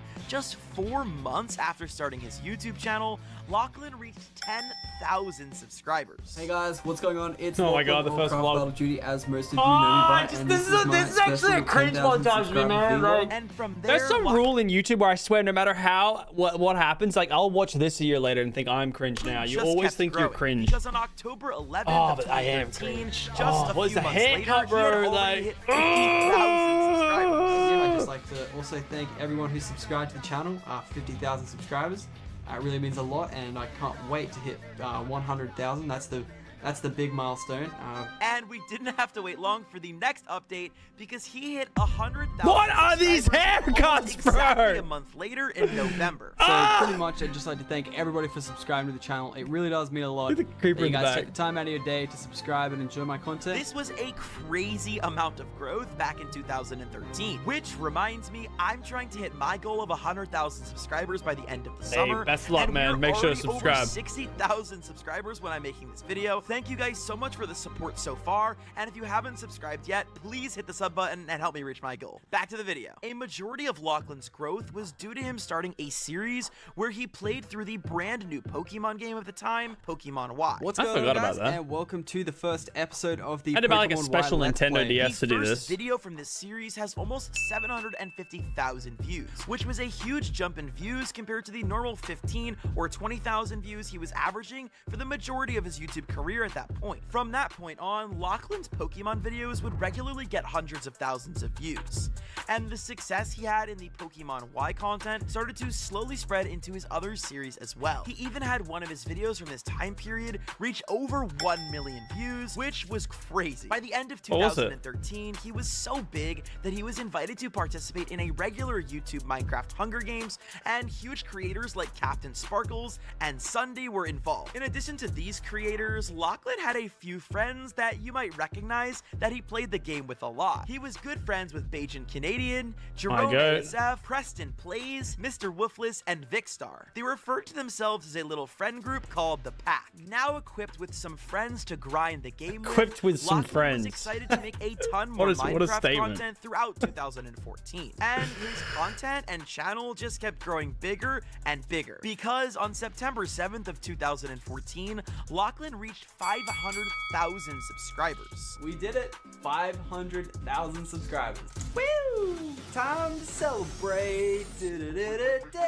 That's right, 500,000 subscribers in only 1.5 really have grown a years. lot. By this point in his career, Lachlan was trying It's to drop crazy his to me because I crappy think about the Battle Duty Fortnite name players in our for roster, just his and I'm own like, name. No, but the thing They're that was, age. people would call me Craft, and like I was like, I don't want to be called Craft. Like it just, it just doesn't hit for me. So I was like, I want people to call me my name. On November 22nd of 2014, Lachlan decided to launch a second channel called Lachlan Plays, where he posted even more Let's Play content. I have this channel, and that is Minecraft. And then what if I told you I had another channel, and Look on at this that webcam channel, quality. I Jeez, the uploaded difference in things like quality is shooters, Oh, baby, a triple! Smash Bros, but they're like they battle each other and they go to the sun. And not You can tell I block edited area this and myself. win Pokemon, which I have done on this channel before, but it's gonna be on a new channel because it said so. Although this channel sits now mostly unused, this is the first place we'd ever seen Yeah. Lachlan play any shooter games. And so with that, And it we're about to sucks. talk about the game you've all been waiting for, Pokemon Go. Yeah, that's it. Guys, I promise we'll get to Fortnite. We're almost there. But See, there's the a year lot of history. 2016, I ain't it's just the like summer, Fortnite and kid. it's very hot Been here outside, for a and minute. brand new game called Pokemon Go took the App Store by storm. Everybody Yeah. had this app. I don't know about you guys, but I know that I was running around looking for that Snorlax, and I never got it. You couldn't go outside without bumping into people glued to their phones, searching for like a Pikachu or something. And if you didn't like going outside, as many of us gamers don't, there were Pokemon Go Let's Players there to fill the void in your life. And Lachlan was by far one of the biggest Pokemon Go creators of all time. His first Pokemon Go Let's Play that was crazy. had almost 20 million That video got like 1 million views in a Lachlan- day. I remember seeing the real Lachlan times. It was goes crazy. Every video you then release on that series hit over 1 million views, which was a massive jump from the normal 200 to 300,000 views that he was averaging before Pokemon Go content. Unfortunately, however, Pokemon Go wasn't able to keep up the huge amount of hype and attention that it received at the beginning. As time went on and the game's hype died down, so did the views on its videos. Unfortunately, with Pixelmon shutting down and Pokemon Go losing steam, Lachlan was slowly losing his viewers. Why is my channel dead? By no means is his channel dead, but some of his Hey, man, videos why is aren't it? even hitting 100,000 views. This paled in comparison to just a few months ago when he was averaging over 1 million views on After the fall off of Pokemon Go was crazy though. Like, it actually was a crazy fall off. I think at my peak I was near 100 million views in a month, and then I dipped back down to like 10 or something. The fall off was crazy. By uploading a video titled "The Future of My YouTube Channel." Pokemon Go is by far the funnest game I will play on this channel that I enjoy creating content for. You know, I can't create that content every day. If I could, I would, but eventually I will run out of Pokemon out of the Pokedex. I've got 3 left, and it's kind of already done. And you've probably already seen what I'm trying to say here is that I'm trying to start different types of content here on the channel. That's right. Lachlan wanted to move on from Pokemon Go and onto brand new shiny horizons. And little did he know, he was about to play a game that would transform him from just a YouTuber into a worldwide gaming sensation. Finally, we're here. You guys have waited long enough. It's time to talk The Glaze about montage Fortnite is crazy. Battle Thank you, Royale. Fortnite's Battle Royale was released on September 26th of 2017 and immediately captivated audiences all around the world. Not only was it fun and different, but it was also free to play. Nick, what's the game called? It's called Fortnite. It's free. This meant that anyone with a console or a PC could just pick up the game and play. Although this business model is very common nowadays, back then it was relatively unheard of. If you're a boomer like me, you're used to shelling out $70 or more every few months. Yeah, that's true. To buy Every time whatever the hot video game literally was. the COD. This constant release schedule of a new Call of Duty every year or a FIFA or Madden game coming out was not possible for everybody to keep up with, especially parents who already had a lot on their plate and couldn't add another $60 that haircut ain't looking too hot there either. month. So Fortnite filled a gap in the market. In addition to being free, Fortnite was also a more lighthearted shooter game. There was no grit and gore of the other FPS games at the time, and instead Fortnite was bright and old colorful. footage is so Instead of nice to featuring watch. kills, they featured eliminations, and a lot more parents felt comfortable with their kids playing Fortnite as opposed to games 14 like kill dub, that's CS:GO, not bad. GTA, and Call of Duty. And That's not like bad, we said chat. before, it's free. Who doesn't love free things? All these aspects together created the perfect storm for Epic Games and Fortnite Battle Royale to spread like wildfire. Everybody and their mother were talking about Fortnite, so naturally content creators like Lachlan would jump onto the new hot game. And Lachlan uploaded his first ever Fortnite video to his main channel on November 2nd, 2017, titled The Best Spot to Land in Fortnite Battle Royale. And just like half the population, I feel like on Earth, I have now become addicted to Fortnite. Disclaimer though, this was technically not Lachlan's that's first true. ever Fortnite Okay, he video, did the research. as those were uploaded to his second channel and have since been removed. Womp womp for us. Lachlan Whoa, chill. No, you're lying. They have not been removed. Chill. I'm gonna need you to like hold up there for a second. Yeah, this one, the best way to win a game of Fortnite, I'm pretty sure is the first video I ever uploaded. October 10. Yeah, see? November 3rd, October 10. Hasn't been deleted. Don't lie. Of course, Lachlan's audience was also addicted to Fortnite just like he was. And this video got him 1.6 million views. As we know now, this was the start of something incredibly special. Slowly but surely, Lachlan's channel was taken over by Fortnite content. Welcome back, everybody, to some Fortnite. The It best was way so to win a nice game of Fortnite to Battle play a Royale. game Fortnite Battle Royale, and get you views can like build this. a lot of things. These videos were all blown blowing up. It was very rare for his Fortnite videos to receive under 1 million views, and normally they would reach over 5 million Damn, or hit a even 7 over with the tack 20 there. million views. Even for a big and established YouTuber like Lachlan, this amount of consistent views was crazy. And unlike Pokemon Go, Fortnite got consistent updates, changing the game's mechanics and storyline. And this meant that players were here to stay. That haircut for the also, long man, run. like, I Lachlan's just got- consistent and quality Wish I could go content back in time, made man. him stand out in the original Fortnite content creators. Plus, look at these awesome dancing skills. Stop! Stop! No! I mean, like, oh, man. I mean, name one other Fortnite creator who would Fortnite dance in front of a completely disinterested crowd. Are you sure about that? Come on, baby, show me what you got. Show Hey, me man, what you Ninja. got. If you guys know it, just move. It's all I want to see is some movement. I'm not seeing enough movement. Okay, editor, whatever. I forgot about that. Anyways, what I'm trying to say is Lachlan really immersed himself in the Preston. Fortnite community. He collaborated with fellow content creator turned dancer Ninja, and Lachlan was even invited to play in the 2018 Fortnite Pro-Am. Welcome everybody to Yeah. Fortnite Pro-Am! Favorite Forget how I emote, died. do it for me now. Oh, probably the dab. And all right, let's just there you go. Had to do it on him. Had to do it. You asked for it. You know what I mean? And for some reason, the guest list for this tournament was absolutely stacked. Pete Wentz from Fall Out Boy, Nathan Kress from iCarly, and Marshmello Oh, they from, had Nathan Kress from Martin. iCarly? I The didn't list even goes know on that. and on. How the tournament worked was each Fortnite creator was teamed Damn, up why with a didn't I say celebrity, him? and Oh, Lachlan would I didn't know that was actor him. Robbie Amell. Yeah, Of Robbie course, Amell was as so we chill. all know, Ninja and Marshmello won. And unfortunately, Lachlan didn't even place. But Yeah, luckily, nah. It everyone was who one didn't game. place top 10 got to donate $20,000 to their charity of choice. So really, there were no losers here. As time went on, Lachlan continued to grow and become even bigger in the Fortnite scene. On January 12th of 2019, Lachlan reached a massive milestone of 10 million subscribers. I mean, Damn. that is huge.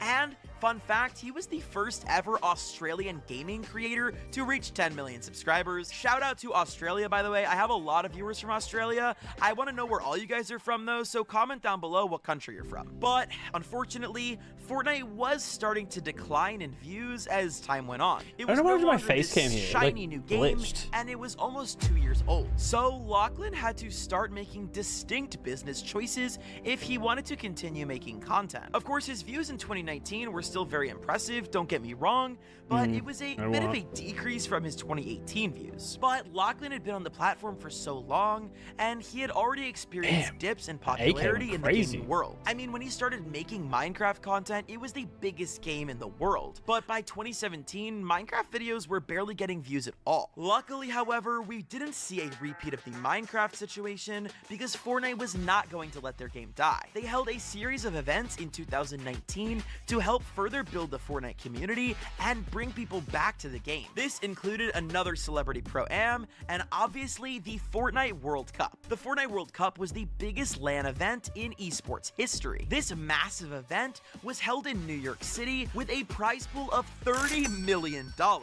And $3 million of those dollars would go to the event's winner. Lachlan was not exactly a pro player, but surprisingly enough, Lachlan and his duo Fresh managed to place 7th in week 8 of the OCE qualifiers. Fresh might have done a little carry. He might have done a little carry. Unfortunately, Yeah, this placement you didn't know. qualify Lachlan to the duo finals. But Lachlan, if you're watching this, I see you, man. I think you're a pro player. Don't let the haters get you down. But thanks, not Timmy. qualifying for the solos or duos tournament didn't mean that Lachlan's World Cup journey was over forever. See, Epic Games had also added a creative tournament on the first of the 3-day event. In order to participate, you had to compete in the creative finals. These finals featured 5 showcase events, but unlike the duo and solo tournaments that had an open qualifier system, the creative World Cup Lucky required missed the you to elf send with in the clips elf to the back using a bling. It looked kind of specific hard, not hashtag gonna on lie. YouTube. These clips were then reviewed by Epic Games themselves to decide who was best fit for the Creative Cup finals in New York City. Luckily enough for all you Lachlan fans, our boy managed to qualify with his team, the Cuddle Crew, and No, they so got like dead last. Yeah. But hey, they still took home $200,000 as a team, and $50,000. Imagine that. Imagine getting 50K for coming last. This is the most Chat, they money ain't giving them Lachlan's away ever like earned that in a Fortnite anymore. competitive stage, but There's a clip I have of me a crying in the feeling he might tournament, like make literally FNCS like this doing year. the crying Anyways, emote when I World know I've Cup already was not lost. even the It's so biggest thing funny. that Lachlan did in 2019. Nope. In October of 2019, he was about to sign a deal that would entirely change the way that he did content creation. Because on October 29th of 2019, a press release announced Lachlan signed exclusively with YouTube Gaming. Before this, Lachlan had been streaming on Twitch, but after this deal, he could only stream and create didn't on stream YouTube. at all, We really. don't know the exact details of this deal and how much money he made, but I think it's pretty safe to say that he made $1 or $2. Because of this deal, however, Dollar was Lachlan made? started to stream Can't a confirm. lot more than ever before, and it seemed like his content plan had shifted to become stream focused rather than YouTube video focused. Lachlan continued to make money moves in 2020 though, Money moves. because on June 13th, 2020, Lachlan would launch his very own gaming organization called Power. I've been planning on making a Fortnite team for a while now, and I thought what better players to pick on my first roster than a whole bunch of OCE talent. Power, spelled PWR, which is not exactly the same as his last name, which is POWER, started off strong with an incredibly OP founding roster of Radius, Chances, Looter, Repulse, and Worthy, many of which are still on the team to this day, which just shows you how awesome the team is, because clearly players love to be on More than Lachlan's half team. on. Not only did Power become Worthy, one of the Looter, most Mitch. prestigious esports teams in Australia, it was becoming one of the biggest in the entire world. Damn, Before Repulse. I hate Power, seeing clips the of Repulse Oceania after what region happened, like was literally often last overlooked chapter. in not just Fortnite Who pro sold his play, account. but in pretty much every professional game scene. The regional earnings were less, there are fewer players, and part of the reason was that the internet was just not as good. But in a game like Fortnite where every Luda, second matters, damn. bad internet could make or break an entire game. So many of OCE's best players would end up moving to Europe or North America to remain competitive. Yeah, that's However, literally when he won with Lachlan's Mitch. introduction of Power, the Oceania Fortnite scene started to really make a name for itself. Later that year in 2020, Lachlan had another huge announcement in store, because on October 30th of 2020, Lachlan would tell us all that he would be getting a Fortnite icon skin. That's right, everybody. It is finally happening. Your boy Can is I getting a skin say this? in Fortnite. We're someone in And my then on lobby called November 3rd, Cosmic Space Stick 2020, as I'm exactly announcing it. 3 That's years so after he funny. uploaded That's his Rob, by the first way. ever Waffles. Fortnite video, Lachlan's icon skin was revealed to the world. Let's jump into it, shall we? It should be right here. Oh, the moment. Click it, shall we? I was so stressed out this night because it leaked. I was I don't know actually. how I was gonna stream this. I I was just meant want to you guys stream to it. know that this isn't But then it like fucking leaked, man. Oh! sad tears.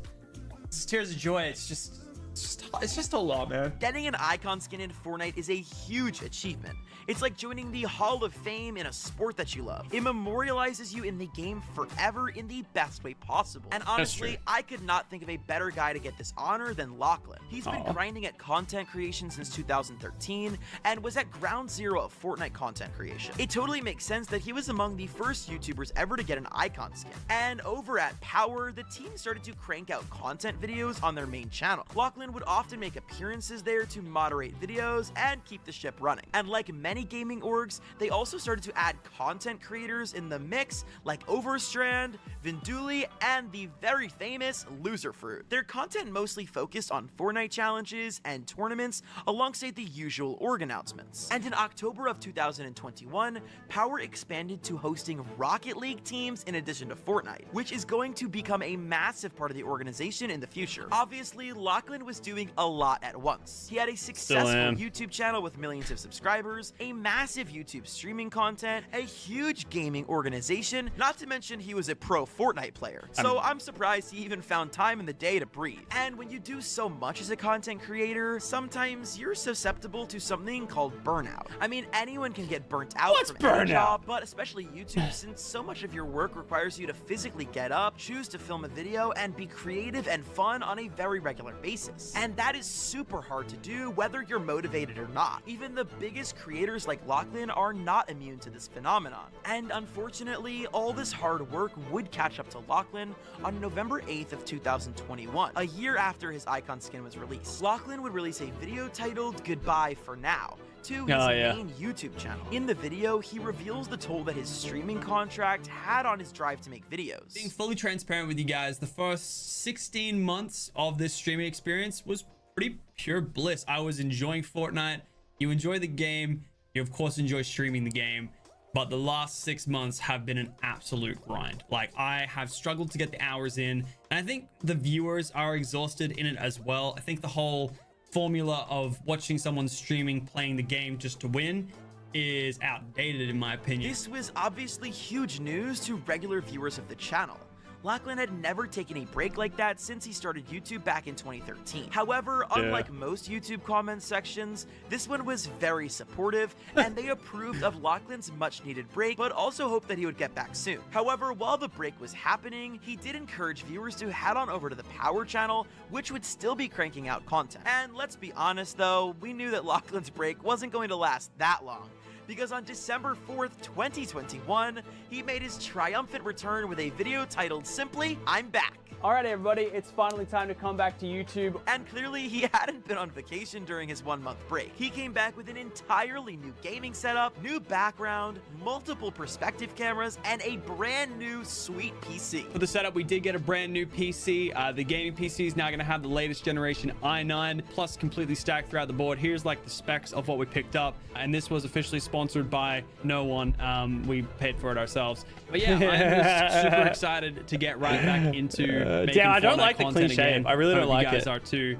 because the content we're gonna make is gonna be next level. And on top of the new gaming setup, Oh, he'd also been working on new Power merch to launch. What's up guys, Lachlan here. Today we are going to be showing off the brand new Power Supply collection, Power to Play. Gaming is just one of the ways to play, and we hope that this collection will inspire you to find other ways to play as well. Following this break, it is safe to say Lachlan came back That was a better fun than launch. ever. Although Power is still relatively a new organization when you compare it to some of the OGs like FaZe, they've had a lot of success since forming just a few years ago. In the Fortnite org community, there's been a history of players being taken advantage of or signing with orgs that don't treat them well. Especially since so many Fortnite players are so young, many kids are quick to sign with an organization without really checking out what the team is all about. I mean, just look at what Tfue said about FaZe when he left. These kids are getting ripped off, they're getting taken advantage of.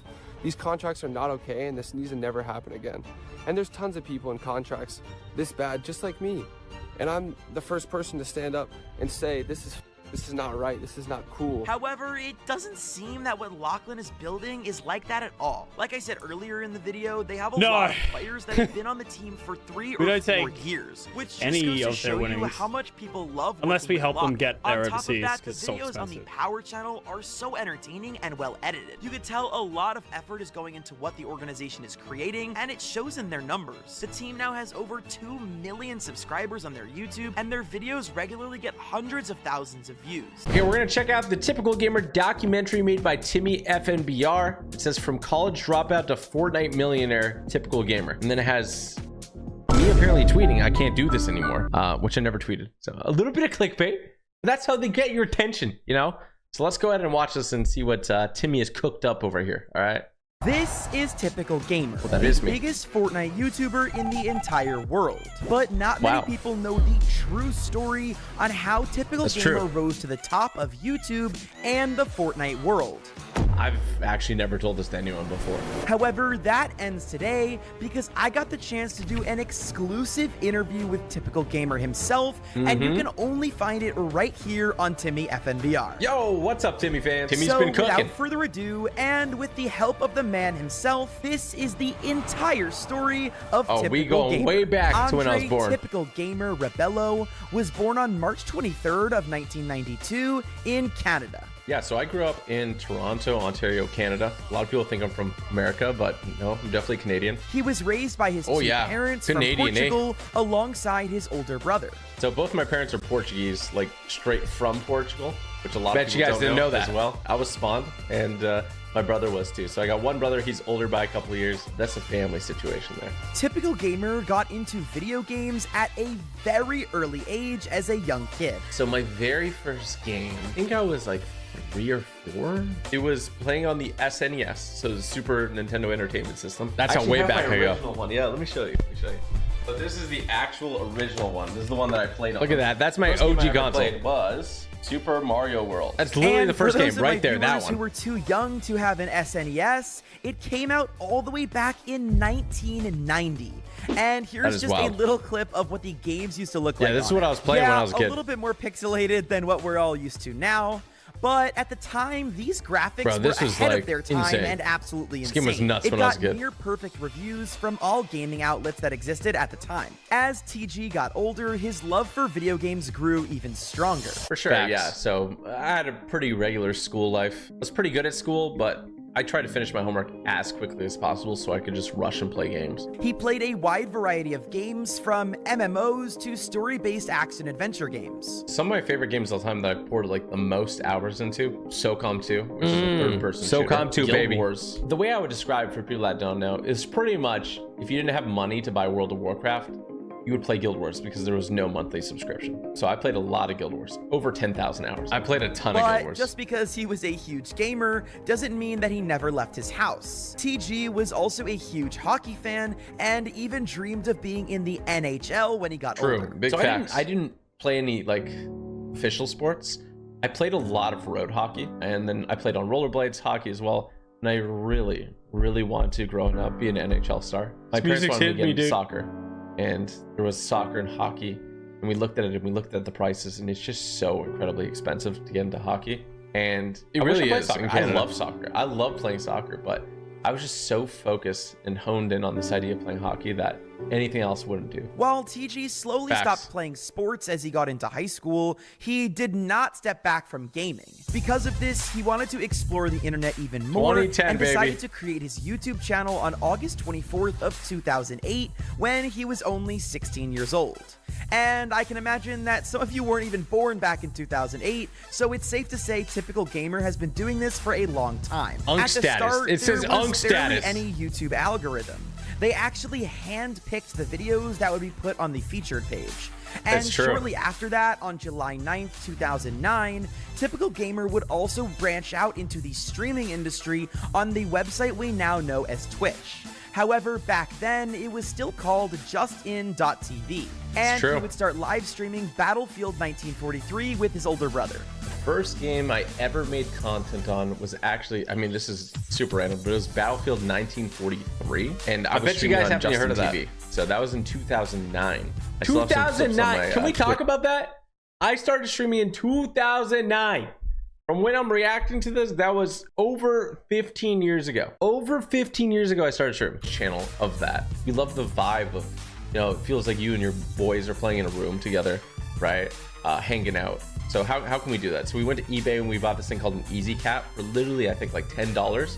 Yep. And it might have been the worst quality ever video. It was bad. We were having a blast. And TG was... That's a clip from my Justin TV. Look how bad that quality is. Do you guys see that? Look at that. Not lying, the quality was definitely rough. But as time went Look at it. on, Look how bad TG that quality streams is. would slowly but surely get higher in quality and entertainment. On May 24th, 2010, TG would upload the first ever video to his YouTube account, which was a Red Dead Redemption free-for-all. And it was just that, a free-for-all multiplayer game of Red Dead Redemption with no narration or talking at all. However, we're still early in his career, and on May 25th of 2010, Typical Gamer would upload his second ever video to the account. Hey everybody, I just made this video to show you what unlocks you have at the Outfitter when you reach level 50 for the first time in Red Dead Redemption's multiplayer.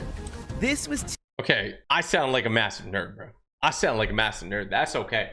That's okay, bro. My voice sounds so different. That deserves me going on the Talk to a podcast. TG's first ever tutorial style video I about remember the filming game this Red tutorial. Dead Redemption. And early on, TG's YouTube account would become known for this tutorial style of content. So there were some notions of success in about 2010 when I was doing Red Dead Redemption content. It actually did really well. So my tutorials would get anywhere from like 100,000 to 500,000 views.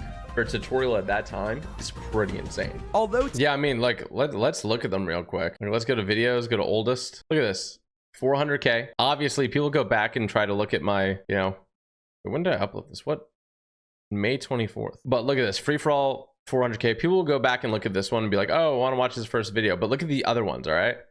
300K, 600K, 1.4 million, 150K, 400K, 350K, 790K. 1.4 million. 500K, 500K, 34K, 400K, 100K. All my Red Dead Redemption tutorials popped off, and this was 14 years ago. 14 years ago. Isn't that insane? I also mixed in some Call of Duty tutorials. Let's hear my voice here. I have my voice here. OG intro, look at that. If you look at my radar right here, I'm in the middle, as you can see on the map over there. My voice was so different, bro. My voice was so different. So then I mixed in Call of Duty and that, and then I did some Assassin's Creed 3 guides, which is insane. And then I tried some Far Cry out. I tried some Call of Duty videos, which did do pretty well. Some Call of Duty Ghost stuff, which did not do well. And then this is really when I popped off. It's when I did GTA 5 stuff. Look at that. First video. This is my first. This is the video that made my career. Like, this is genuinely the video that made my career. What's up, everybody? Typical Gamer here, and today I'm here to tell you why there probably won't be more than a 16-player limit in Grand Theft Auto 5's multiplayer. Now, that's a real bummer for some of you, but let me explain where the speculation started and why it really has no evidence supporting it. Now, I hope you see where I'm going with this, but these names that the Rockstar devs use I was right, by the way. for testing and merely for that purpose only, and clearly it doesn't count. I would write out towards scripts evidence for there every one of being, these videos. An absurd amount of players, such as 32 for multiplayer in Grand Theft Auto 5. But if it was up to you, what limit would you like to see in Grand Theft Auto 5? Would you welcome a new 32-player maximum online experience, or do you think it'll be too crowded with too many people and too much crazy going on with it? And I thought that was ready. A lot of you. So thanks guys for watching, and I hope you have an awesome day. Peace out. I hit him with the outro. I hit him with the outro. Oh my gosh. Look, haha, don't like to say it, but I told you guys, it's looking to be awesome. There's plenty of great information. Bro, okay, so that is actually where my channel popped off. Like, that is the birth of my channel there. And then I started uploading every day, like 500K, 2 million, 1.2 million, 300K, 160K, 700K, 400K, 600K, 800K. Like my videos were popping off, bro. My videos were actually popping off. I used to do this thing called Q&A Sunday, where I answer people's like Twitter messages, and it was just bonkers. Like, this is really where my channel exploded. And all this was just information before the game was released. I think it was how to get a fighter jet. This was my actual first like GTA video, which is insanity. Like, this is my actual first one. So then I released a bunch of tutorials and they blew up. Like 2.7 million, 1 million, 1.9 million, 3.7 million, 2.3 million, 1.2 million, 4.6 million, 700K, 1.5 million, 3.8 million, 13 million, 2.4 million, 2 million. Like, the list goes on and on. It's insane. They have a better... What's up, everybody? Typical Gamer here with your daily tips, tricks, walkthroughs, guides, secrets, and more on GTA 5. And today I have a guide on how to get the fighter jet known as the P996 laser in GTA 5. Now, this fighter jet is located in... Look at this. Subscribe for poutine and beavers. How insane is that? Man, I used to edit all these. I used to do all these end screens. It's crazy. Actually crazy. TG loved playing games and streaming. He couldn't exactly make a career out of it. At least not yet. Considering we're back in the early 2010s, there was not as much support for creators as there is today. True. Even for the biggest creators, there wasn't really a job to be made out of it. So someone like Typical Gamer, who was doing this all as a hobby, still had to finish school and have a job. So TG did what his parents wanted him to do, and he went to college while still making his YouTube videos. I went to college for computer science, and then I also went to college for business. Computer programming, I actually did it for a year, and then I dropped out. It didn't kind of get me excited, so I was like, let me drop out. So I dropped. I was doing really well in computer science as well. Just wasn't for me. Just wasn't for me. Dropped out of that. And on top. And then something I don't think he put in is I actually went to school again after computer programming. I went to school for business marketing and I dropped out of there. So I actually dropped out twice from college. Of doing YouTube and going to school full-time, TG also held down some jobs here and there to help pay for his expenses. So the first time I ever made money was when I made those PHP mods for text-based games. That's the first time I actually made money. And now for clarification, the first time I ever made money was when I made PHP mods for text-based games. But I don't think he included how old I was. I was literally 12 years old when I was doing that, which is pretty insane. I think I was making like, maybe all time I made like $700 off of it, but like that's pretty nuts for like a 12-year-old. All right, so I was pretty stoked over that. And then after that, I worked at Walmart, and I also worked at the Gap. And it was really funny because it was me, and I had 3 Indian ladies on my team who were absolutely incredible. They were like 5 feet tall, and it was a very physically demanding job. So I had to end up doing a lot of the labor there, which is kind of funny. While Typical was in the trenches of Walmart, he was still uploading videos regularly and even expanding outside of the Red Dead Redemption niche to other games like Call of Duty, You worked at Minecraft, Walmart? I did, yeah. Last of Us, and more. But TG was having a problem when it came to growing his channel. Doing tutorials was very difficult and incredibly time-consuming. You had to write very detailed scripts that were both easily understandable, but also very entertaining for your audience. I was also a extreme perfectionist, so I would take so long to write out these scripts, and then I would read them, and then I would like redo them. And I even ended up putting this thing on my wall that said, I don't know, like progress is perfection or something on the wall. Something that made me go, okay, like it doesn't have to be perfect so long as, you know, it's in the right direction. So that helped me. And you had to go into the game and capture all the content, edit everything together. I mean, it was a lot of work. In this time of early YouTube, the algorithm would favor accounts that posted daily. So TG had to find a way to make videos as fast as possible, but also keep his high quality. And because of that, he decided to adapt and find a way to succeed outside of tutorials. Now, I came to this crossroads where I was looking for GTA 5 content, and there really wasn't any. I told myself that every day for the next month, I was gonna upload. Now, this is crazy because you think, oh, like no content on GTA, how is that possible? I don't know why. There really wasn't anybody uploading videos about GTA 5 before it was released in 2013. People would get their news from like Kotaku and like written sources online as opposed to like video format. So I saw that gap and I was like, okay, let me try to make videos on all these news pieces of information and turn them into like a video format with like pictures and me talking and stuff. Because I thought that to me was the best way to get information and see how it does. So I locked myself into this. And the first time I uploaded, I think it was like talking about how multiplayer is going to be 16 or 32 players. I had seen a Reddit thread and I had disagreed what the Reddit thread was about.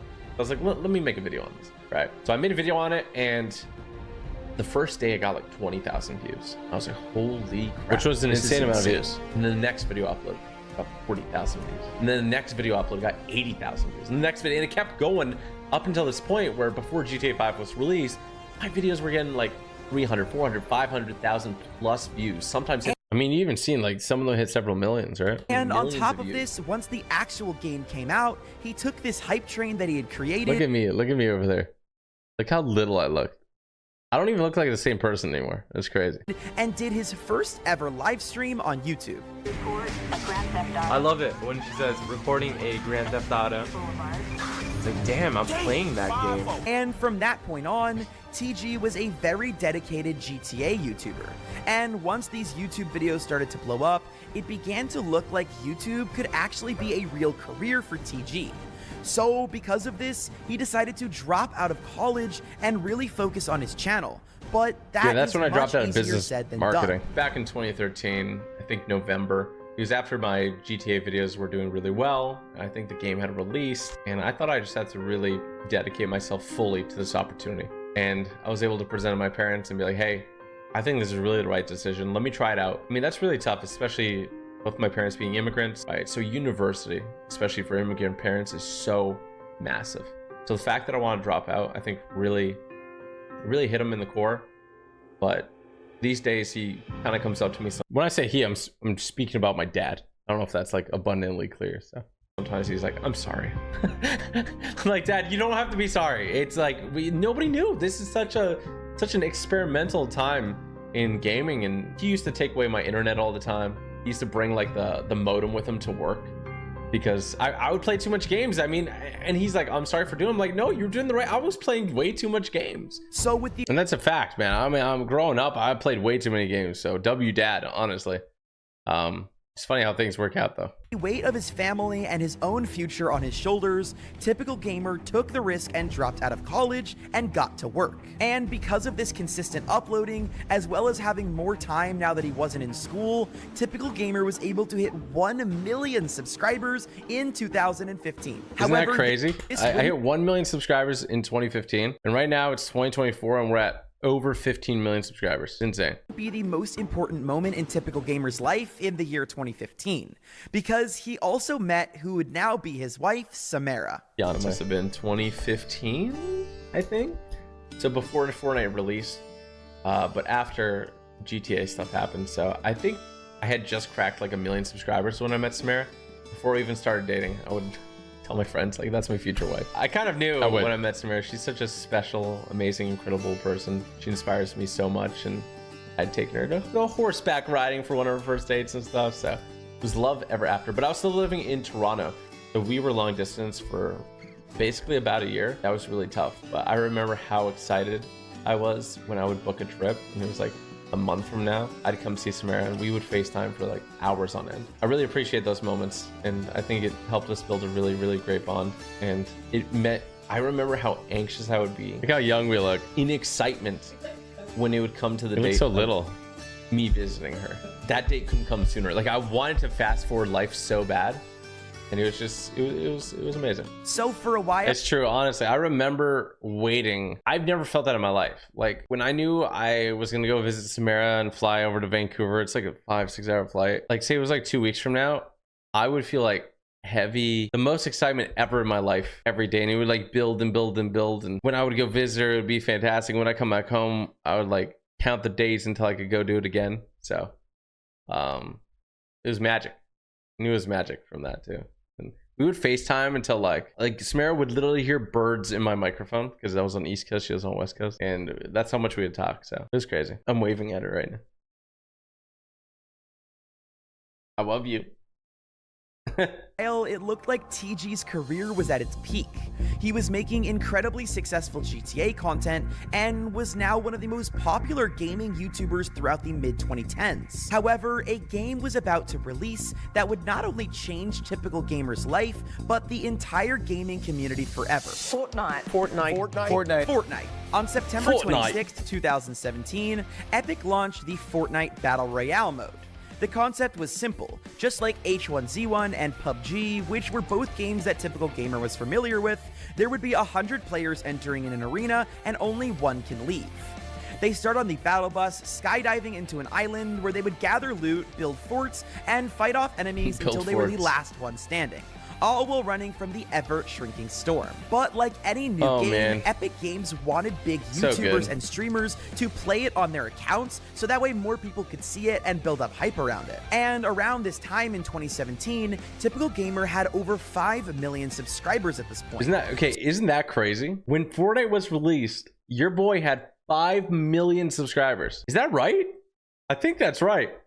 That's pretty insane to think about. I know a lot of you look at me as like only a Fortnite YouTuber, but I want you to think about 7 years ago. In 2017, I already had 5 million subscribers before Fortnite, which is insane. So he was the perfect fit for a sponsorship from Epic Games themselves. What's up, everybody? Typical Gamer my first with your stream. daily YouTube live streams and more. And today for you guys, I got some Fortnite Battle Royale gameplay for you. This is sponsored by Epic Games. Shout out to them for sponsoring this video. And we're going to be playing the new Battle Royale mode where it puts you and 99 other people, 100 people in total, against each other in the Fortnite world, which means that you could build stuff, you could blow stuff up, and there's just so many different options here. I was just playing a little bit, I was getting into the groove, and I think I'm ready to show you guys how freaking good I am at this game. So if Fortnite was introduced, okay, I just want to point something out that I don't think I've noticed, or I don't remember noticing. Can you guys look at the bottom left?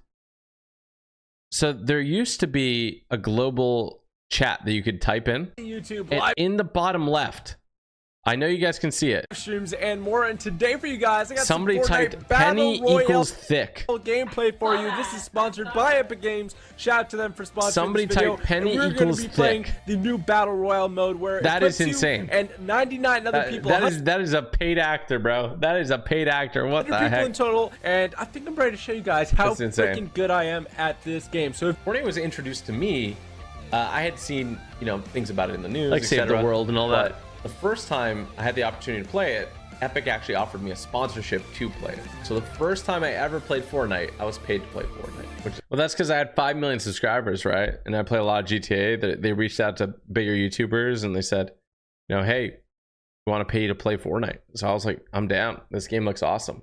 So I actually played Fortnite for the first time. I was paid to play it the first time. And also, in addition to that, I also played it before it was officially released. So pretty crazy, just kind of funny. That's right. The first time Typical Gamer ever played Fortnite was literally because he was paid to in a sponsorship. And obviously, it's turned into way more than just a sponsorship since then. The format of Battle Royale, I mean, I was playing PUBG before. PUBG is very serious. You know, if you're caught out in the open, you get absolutely bodied. Fortnite had this ability to build. And albeit anybody at that point could not build. I mean, I don't know. I mean, you definitely remember like Myth crank in the 90s, people going crazy or building a tower, and people would sit in these, you know, 1x1s.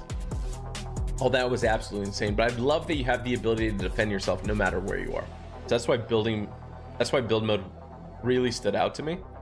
But it was just the feeling for me, especially solos, that you're able to beat like 99 other players. That's pretty insane. I love solos. And it leads to these intense moments and these anxiety-filled moments that just lend itself to a really awesome victory royale. And it was they had such an amazing update cadence. They had such an amazing just rush of everybody and their mother playing Fortnite. It was a magical time. Literally everybody and their mother. Typical Gamer wasn't the only person who felt this way about Fortnite either. Millions of people everywhere flocked to the game, and it was easily one of, if not the biggest release in game history. 6.9 million subscribers at that point. It was one of the first games to positively break into pop culture. Let's do a quick comparison of how television talked about GTA when it was released. It's a video game that is shattering sales records. That is to say the least. There's a good chance the teenage gamers in your house may be, well, playing it as we speak. And the adult content in Grand Theft Auto 5 begs the question, do you know what your kids are playing? First, how they talked about Fortnite. I'm not really into video games, but I found out that Fortnite makes hundreds of millions of dollars a month, and the people can make millions of dollars a year just from playing Fortnite. So this morning I went out and I bought myself an Xbox, and I'm gonna be rich. Yeah, just a little bit different. Anyways, for the first time ever, it was not only cool to play video games, but it was also socially acceptable to use it as a way to make a living. With all of this going on, Fortnite started to have live events. One of the most notable ones being the Fortnite Pro-Am on June 12th of 2018. This was the first ever Fortnite official LAN event, and it featured all of your favorite gamers. They all battled it out for a $3 million charity prize pool. I wish it did better in this tournament. With Vince Staples. Unfortunately, the duo didn't win first place. Staples was cool. As many of you know, that title went to Ninja and Marshmallow. All he has to do is breathe on him, and he's gonna get the win. And that's gonna do it. Ninja gets the $1 million. Charity here at the Fortnite Pro-Am. Him and Marshmallow come out. I mean, it was only right that Ninja and Marshmallow won that one. Like that was like the perfect time for them to win. He was also invited to the TwitchCon Stream Invitational that took place during the TwitchCon on October 28th of 2018. It started off with 2 solo games. Do you know who I think does not get enough credit? I mean, Ninja talking. A Typical Gamer. He's a very, very good player. Yes. And I don't think that people. Whoa, what? I don't think that. Is that how far you can go? I didn't know you can go up that high. I like how in that clip I'm like, what? Can you please explain? Yeah, he's going that high, man. Typical Gamer, 0 materials, has high ground, but now he's going to be in 1v1 to get in the It's Typical Gamer versus Fear itself. Baby. Fear's got the. If there was mantling, I would have been chill here. In the hand of Typical. He's going to try to shoot it. Almost right into the needle. Oh my God. What is Fear going to be able to do? Fear does have shields. He does have that health advantage over Typical Gamer. Should be simple, but man. Typical Gamer has those rockets. Fear itself going in for the challenge. He should have. He blew himself. I blew myself up. Let's go, man. Typical Gamer. Hey, at least he went out with a bang. While TG didn't get first place, Typical Gamer. Hey, at least he went out with a bang. $22,750, getting second. Situation be the case for Lupo eliminates himself. In the storm, it ticked him down. But you know, you had said right. You gotta think about moving. You have to move as that storm progresses on. You have to make the movements happen. Unfortunately, he didn't do as well in match 2 as I don't he did in remember the how it first went one, down there. I think someone but sprayed me out of the 11th place sky. Still got an extra $2,000, so you cannot complain too much about that. Then the tournament transitioned into a duo mode where Okay, this part is crazy. I want you guys to really pay attention because it's insane, this situation. the 50 gamers would be teamed with 50 random duos who attended TwitchCon, and it had some pretty good prize money. And it's gonna be So again, everybody in the competition was paired up with a random person at TwitchCon that year.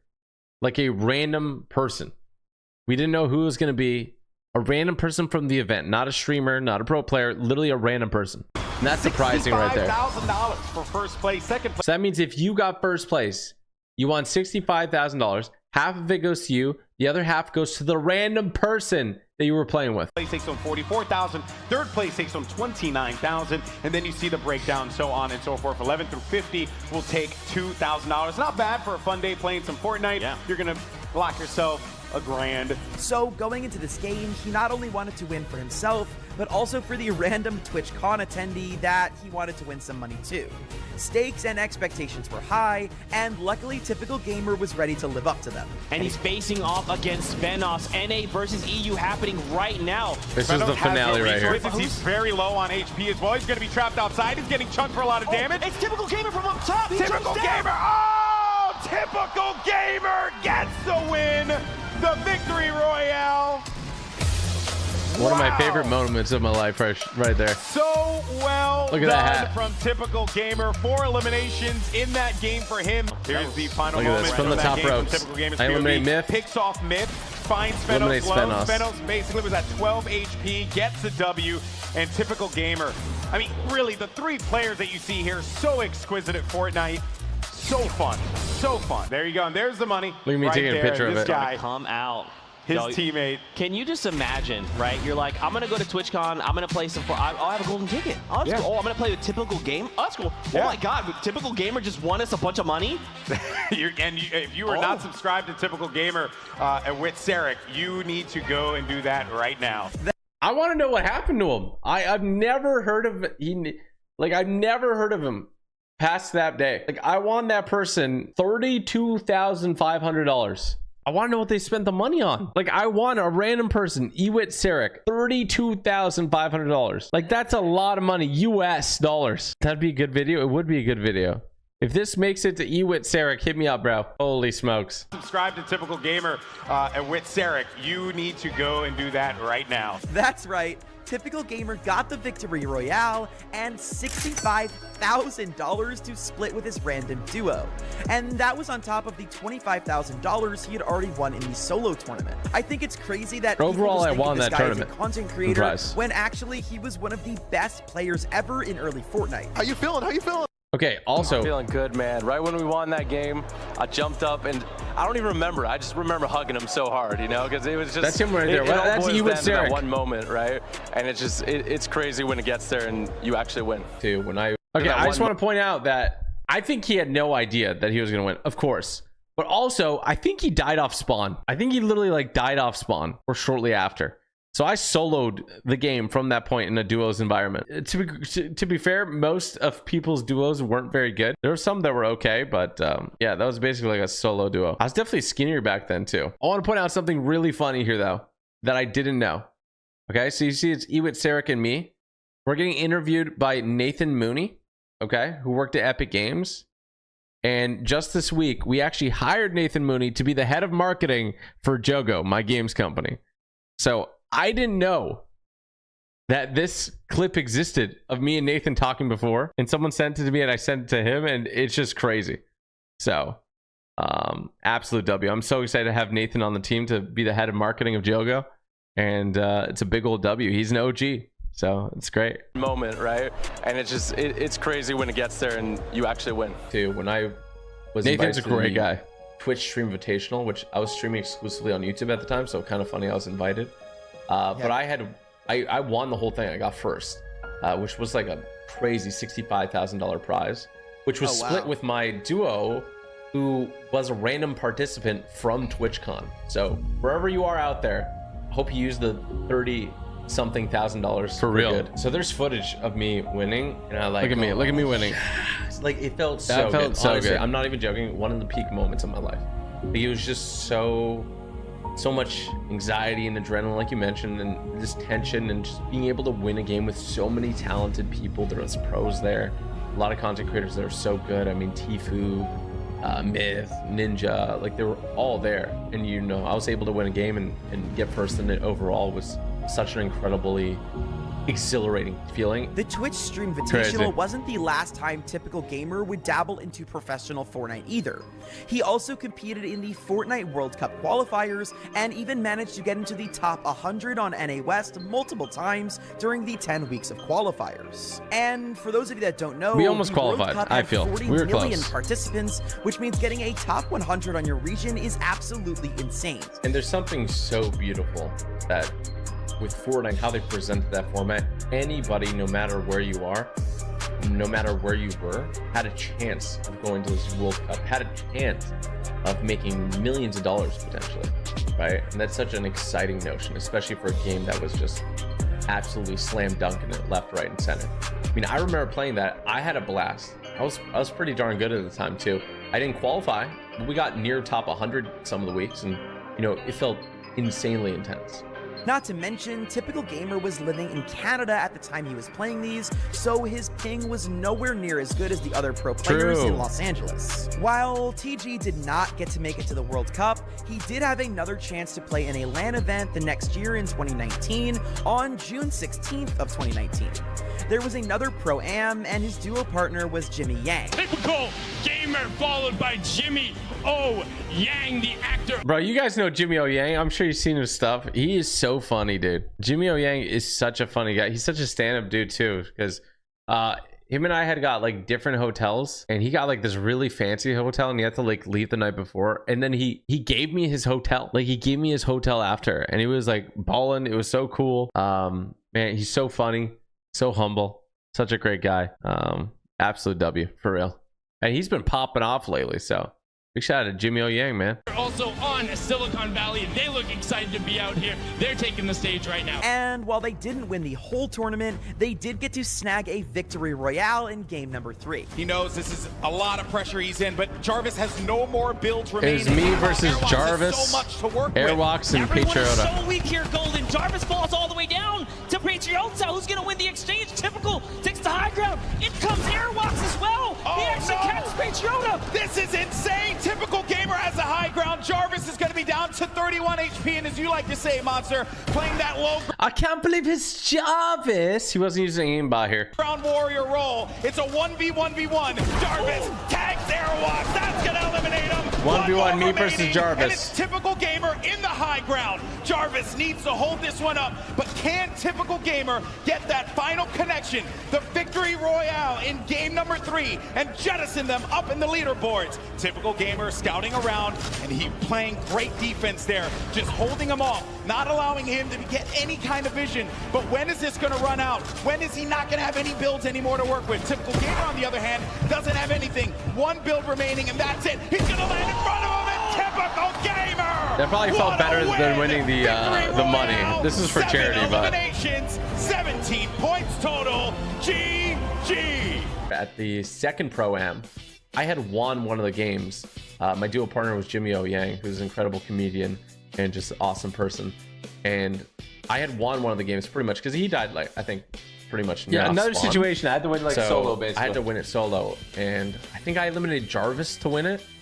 Wow. And it was so intense, and just everybody was in the stadium, and you win, and like those moments are some of the best moments of my life. Typical Gamer and Jimmy ended up placing 10th overall, which isn't bad considering the absolute all-star cast of that year's Pro-Am. And following that tournament, TG would also get to participate in some more tournaments for fun. He got 25th in a Trios Cash Cup on July 14th of 2019, and even almost made his way into a couple of FNCSs. It's true. I have almost made my way into a couple of FNCSs. He also has $2,500 of official Fortnite earnings, which is actually really good for a content creator. While ultimately... So total, I think I've had over 100,000 in earnings from the TwitchCon Invitational, from the fall skirmishes, and from, I mean, if you count Fortnite hosted tournaments, I'm probably up to 250,000 plus dollars from Fortnite tournaments. The one that he mentions, the $2,500 that I won, that's from in-game tournaments exclusively. So just want to point that out there. TG never decided to fully go pro in Fortnite. The competitive side of the game holds a place in his heart. And then for Fortnite, in terms of going pro, I really love that notion. I have played competitively a bunch in Fortnite, and I love it. It grabs a hold of me. There's some things that have held me back, like ping, for example. Especially in the current environment, I get like 80 ping, which is really hard to do really well. And it's also a time commitment. I mean, you know, these people who do super well spend a ton of time playing the game, and I respect that. Except right now, I have to decide, you know, I have a lot of ventures going on. It's that or competitive. And sometimes, I'm not even gonna lie, the skill sometimes tips a little bit to competitive. And I'm like, I should just move to Dallas and go all in. Because I know I'm a little bit older, okay? I'm not 16 or something. I'm telling you this without a doubt, genuinely. If I dedicated myself if I dedicated all my time to playing Fortnite competitive, I can make it to FNCS. I guarantee it. That's not even, I don't even think that's a controversial statement. Like, I genuinely, like 110% believe that I could. I think it would almost be a guarantee. I think it would be like 99.9%. 2020, Typical Gamer started to expand his channels beyond just the original Typical Gamer channel. He opened up TG Plays on March 2nd, 2020, which was entirely dedicated to content filmed outside of Typical Gamer's live streams. True. Then in August of 2020, he continued to progress as he earned 10 million subscribers on the original Typical Gamer account. 10 million! Let's go, lads! Yeah, hitting 10 million subscribers was nuts. Million subscribers! No freaking way, dude. Oh my goodness gracious. Chapter 2. I did not expect to hit it that quickly on stream. I don't know what to do. Then on May 18th of 2021, Typical Gamer would also start TG Shorts, which was dedicated to the newly popular short form modes on YouTube. That channel is temporarily vaulted as TG is working on his shorts on his main channel. In addition, on June 30th, 2021, there was also more TG, which hasn't been posted on for a year. But they were all competing to help with the YouTube algorithm at the time. But since the algorithm has had a major overhaul since then, it hasn't been much of an issue to need multiple accounts, and instead, most of his content is just on one or two of them. However, in his own words, one of Typical Gamer's most important and huge accomplishments hasn't been by playing the game of Fortnite, but instead it's by opening his own gaming company known as Jogo Games. I have always wanted to. I mean, I made game mods before in PHP, you know, sold those, talked about that. But I've always wanted to have a company that makes games. And I thought this was going to be something I have, or I start when I'm like 50 or 60. The timeline's been accelerated, but that's what Jogo is. So Jogo, which means game in Portuguese, fun fact, is a company that I started about a year and a half ago. I started with Chad and Mark, and we develop games in Fortnite. And, you know, we have hopes to develop games in other platforms, UGC platforms, and just standalone games as well. We started here in Fortnite. We have over 300 million plays now on the maps. Over 50 million unique players have played the games. And largely, a lot of that comes from our Super Red versus Blue map. It's a lot of fun. But we are developing Super Red versus Blue. And we've hired a lot of people to make what we believe is going to be the next generation of Fortnite UEFN products, right? The next games, it's gonna be the next generation of Fortnite games that everybody wants to play. And that comes from the core of, do we find it fun? Do we provide value of where it's fun? And everyone's a great gauge of that. The audience is a great gauge of that. So we're building something really special right now that's released in a month. We have over 25 employees now at Jogo, which is absolutely insane to think about. And we've been pouring a lot of time into this one. Fortnite, we believe that Fortnite wants to be at a certain place, you know, where all the games aren't necessarily battle royale adjacent, but right now they're not there, right? A lot of the popular games are battle royale games. I mean, Zone Wars, Red vs. Blue, etc. They're pretty much mimic the battle royale experience. So this game that we're developing right now is trying to meet that in the middle, where Fortnite wants to be, where Fortnite is, and we think we did a fantastic job. We're excited to share with everyone soon. So that game that I'm talking about there, is going to be legendary. And that's going to be coming out in about, I would say 2 weeks. It's going to be out in like 2 weeks. So yeah. Typical Gamers maps are currently up in Fortnite right now, so definitely check those out. I've already played a few of them and they're super fun, and since 2021, TG has been doing daily live streams and uploads both on the Typical Gamer and TG Plays channels. The content on both of his channels still focuses just around Fortnite, but more specifically around Fortnite challenges. I went from 0 to Unreal in less than 24 hours. Today I'm going to try to win with all 5 of the brand new Arcane Burn Super Style skins. In this video I have to get 2 wins back to back as a solo versus an entire lobby of squads. Not to mention, his consistency gives viewers something to look forward to every single day. And honestly, I think that's why Typical Gamer is so popular. He may not be a pro gamer anymore, and he's not an out-of-touch celebrity. He's sort of just like you and me, or any other typical gamer. See what I did there? Fortnite's youngest pro player, and of course it's Alex, my boy. The youngest professional Fortnite player. Dude, when Alex destroyed the entire region at 11. Age to becoming an FNCS. Is that a John Cena tweet? Wait, I don't know much about Fortnite, but why did this Alex kid get banned? Is this a real tweet? Are these just edited tweets? To becoming an FNCS. Wait, why is John Cena tweeting? What? That's a real tweet? Of Alex. Alex Richmond was born There's no way August that's 9, real. 2008 in the country of Australia, with an older brother who inspired him to play video games and 2 loving and supporting parents. Oh. Alex was able to start gaming. Dude, from this a very young Photoshop age. goes crazy. Lucky enough for Alex, his older brother was also into gaming, and he was actually the one who introduced Alex into Fortnite Alex is so Battle good. Royale. Alex not only enjoyed playing the game, but he was good. Like, really good. Oh, Alex he was even really good. embarrassing his own older brother by carrying him anytime the two would play. Oh, we're gonna, yeah. Nice. Wait, when is this? And absolutely destroying him in any 1v1. I don't think this is actually Alex's brother here, but... Because of Alex's early success, he decided he wanted to play the game more seriously. And believe it or not, even with his young age, Alex started playing Fortnite competitively all the way back in the World Cup days of early 2019. And if you're good at math, you'll recognize right away that if Alex is only 15 years old today in 2024, then in 2019, he was at best 11 years old. And he was really good. And if you didn't know, the minimum age required to play competitive Fortnite is 13 years old. This would later become very problematic for Alex, but we'll talk about that controversy. I will say, before we get into the controversy, technically, he is not the youngest pro player. OCE actually had a 9-year-old win one of our OCE solo cash cups. His name was Xavier, and he won the OCE cash cup at 9 years old. It was ridiculous. Xavier and Alex duoed together. They had a combined duo age of 20 when they duoed. And they were winning tournaments before they both got banned.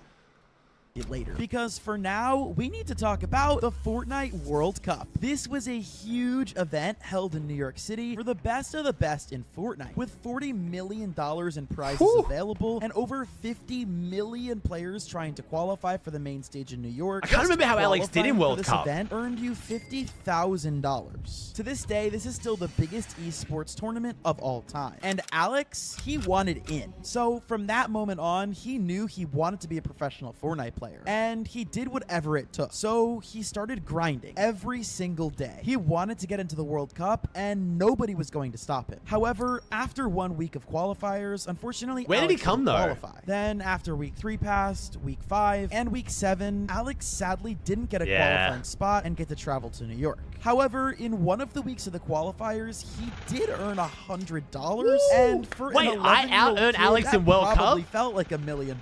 But like I said Sorry, earlier, had he's to 11 flex years it. old. You know, if you guys didn't know, I earned eventually money in World impact Cup. Just Alex's saying. career In case you didn't know. greatly, and we'll Gotta talk point that about out. that more Just soon. remind you. After narrowly missing out on qualifying for the World Cup, some people might have given up, but not Alex. After he didn't qualify, he got right back on the battle bus and started training These even edits harder. are And so this time, good. he had made himself a mission. Alex had set a goal for himself that by the end of the year in 2019, he wanted to make $1,000 in Fortnite earnings. Pretty modest goal for how good he was. To prove to himself, the OCE region, and to the world that even though he was young, he could still be one of the best Fortnite players in the world and do anything that he set his mind to. And a couple of weeks later, after the World Cup, he did just that. On July 21st, 2019, Alex won $1,200. Did it in one tournament after placing 6th with his trio. And he didn't just stop there. You see, you got over $1,000 for coming 6th in an OCE Cash Cup.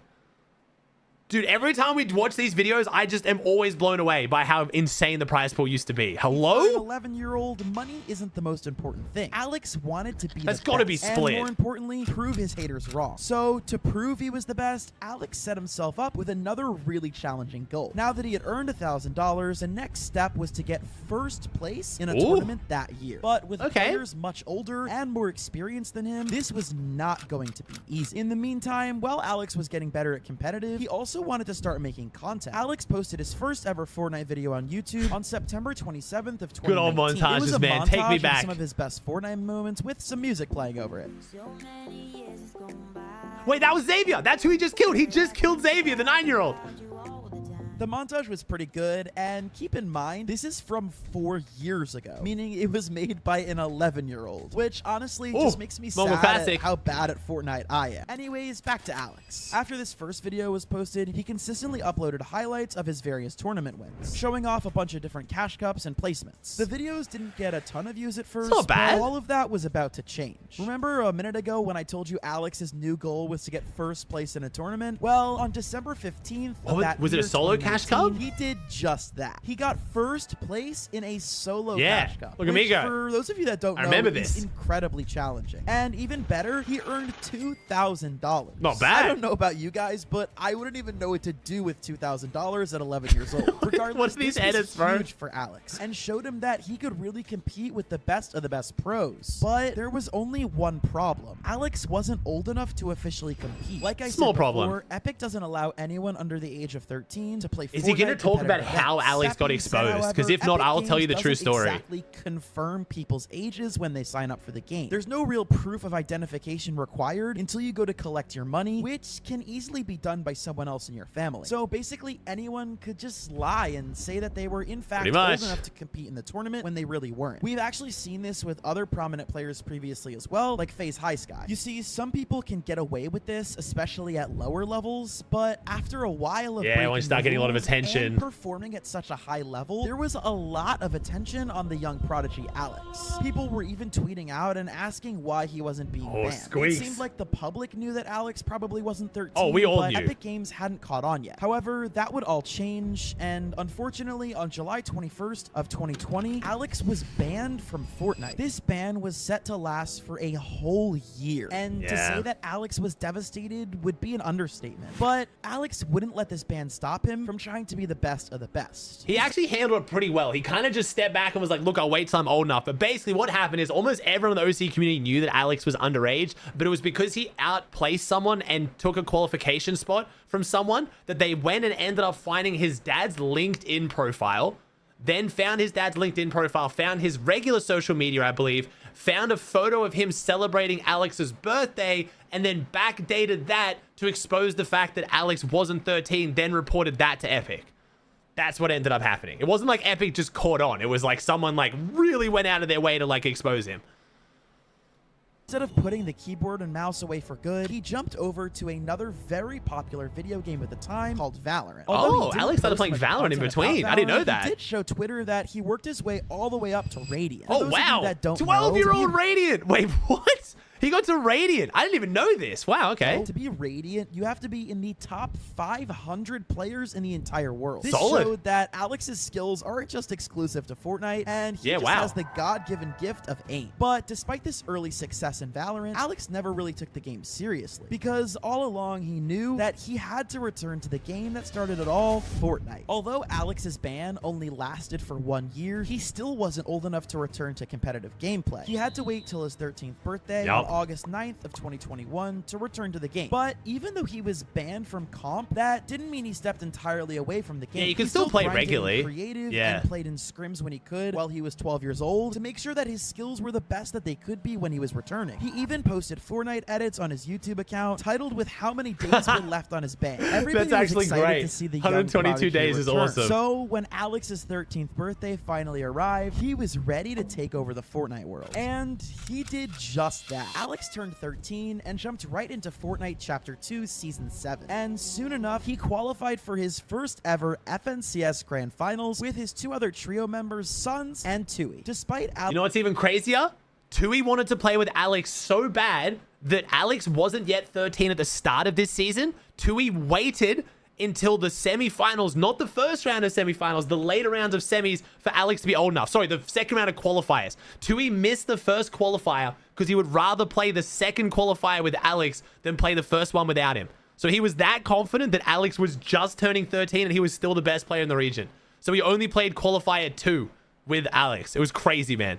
Other trio members, Suns and Tui. Despite Alex being sidelined for over a year, the trio looked good. With really a veteran IGL Tui, who is one of the best OCE players of all time, he was able to lead the young Alex and their trio Suns to a okay, you know what? Why not? I love Tui. Why not? FNCS Grand Finals. This won their trio $10,000. Hell yeah! When Third Alex in your was only first 13 tourney back. years old. This was a huge win, and it showed the entire So Fortnite awesome. community that Alex was not only back from his ban, but ready to prove that he was the best 13-year-old and really best player that Fortnite was ever going to see. Now, with his love of the game in full swing, Alex dedicated himself to Fortnite, grinding harder than he ever had in creative and scrims. You see, he was proud of what he had accomplished so far, winning a cash cup, placing 3rd in FNCS, but Alex, of all people, was not going to settle for anything less than being a champion. Because of this mentality, it wasn't long before he finally got the first place that he was looking for. It was OCE let's go. FNCS Grand Royale on November 21st of 2021. Here they took home $39,000. This was Not his bad. biggest prize. Grand to Royale date, prize and pool this was only crazy. excited Alex to keep playing and grinding even more. You see, this is when Alex started to get on the radar of Fortnite players across the world. He was consistently placing top 10 in pretty much every competitive tournament that he played in. Alex loved his trio of Tui and Suns, but when Fortnite decided to revert back to why the did we do duos Travis game Scott for mode Tui? after Grand Royale, Alex needed to find a duo. And along came a controller demon who not a lot of people knew at the time, named Bailey. Bailey also in Bailey the was very OC underrated. region was a really good player, but coming from console not that long ago, he still had a lot to prove. That being said, Alex had a really good coach named Kataz who had turned him into a really good IGL even at such a young age. Therefore, Alex decided that he wanted to take the young Bailey, who technically was older than him, I was about to say the young and Bailey. see what they could do together. Just in the year of 2022, Alex got first place in 10 different cash cups. Which, I mean, that's wild. And in the ones that he didn't win, he got 2nd or 3rd place. This kid was literally unstoppable. He was easily one of the best, if not the best player in OCE, and perhaps one of the best in the entire world. At the start of Chapter 3 in Season 1, Alex and Bailey got 3rd place in FNCS Grand Finals, and the following season in Chapter 3 Season 2, they got 2nd place. And then Man, finally, Alex really in has just Chapter dominated, 3, eh? Season 3, after getting 3rd and then 2nd, Alex and Bailey finally got their 1st place in the FNCS Grand Man, his Finals. placements are This insane. not only solidified their reputation as one of the best duos in OCE, but one of the better duos in the entire world. Soon enough, Alex was being scouted by pro esports teams. And with all of his recent success, Alex was ready to take another massive step in his career. So on November 9th of 2022, Alex accepted an offer and announced that he would officially be joining Power. Alex would be joining as the youngest player ever signed to the massive organization. For those of you that live under a rock and don't know, Power is one of the biggest esports teams in the OCE region and in the entire world. This was founded by one of the biggest YouTubers in Fortnite history, Lachlan. Alex was no longer They're doing a free such agent, good stuff, and man. Their with an videos are so organization good. like Power comes much more of an audience. Even more eyes were on Alex than ever before. And just Alex has a good after personality, signing to too. Power, Alex and his duo partner Bailey were flown out to Raleigh, North Carolina, all the way in the United States for the 2022 FNCS. Wait, that edit was clean. Alex and Bailey are a must-mention. I forgot Alex and Bailey, man. Look at the mullet. Absolutely phenomenal Chapter 3 performance so far. W mullet Bailey. They've been getting better with each season of Chapter 3. They started out with 3rd place in season 1, then second place season 2. So guess what? I forgot about Season the 1 mullet. that's right. They were the FNCS champions of the most recent season coming into this FNCS Invitational. And their Was that monster giggling in the background just then? Stop there either. The great thing about being here in person is that I am actually able to go into Bailey the on crowd high, and kinda 10 stand elims. behind some of these players. And last night I did just that with Alex and Bailey, and they won the scrim game that I was watching, and they just look so good. Alex's aim, holy W moly. Vivid. Let's welcome Bailey and Alex. Woo! Second. Kiss of the power jersey. Dude, Alex was so small here. He's gotten so much taller. Look at him. Despite doing well in these scrims, Alex and Bailey only placed 27th at the end of day 1. But to be fair, for an OCE duo to come to America and still place relatively well, it was a great first day. It wasn't for a the terrible duo. They performance. just needed to do well on day number 2 and try and at least make it into the top 10. Bailey and Alex battling it out. The Benji Why is it? Why are there 3 Peelies, bro? This is going to be Conan Ice. If you guys don't know, one of my subscribers and one of my long-term viewers, Conan Ice, I'm sure you know about him. He has purchased for thousands of dollars a full-size Dig mascot outfit, and he has booked front row tickets at Global Championship. So my man's going to be sitting front row at Global Championships as a Digi. Like a big-ass custom-made Digi outfit. So good. I can't wait, man. But it will take a hero's effort.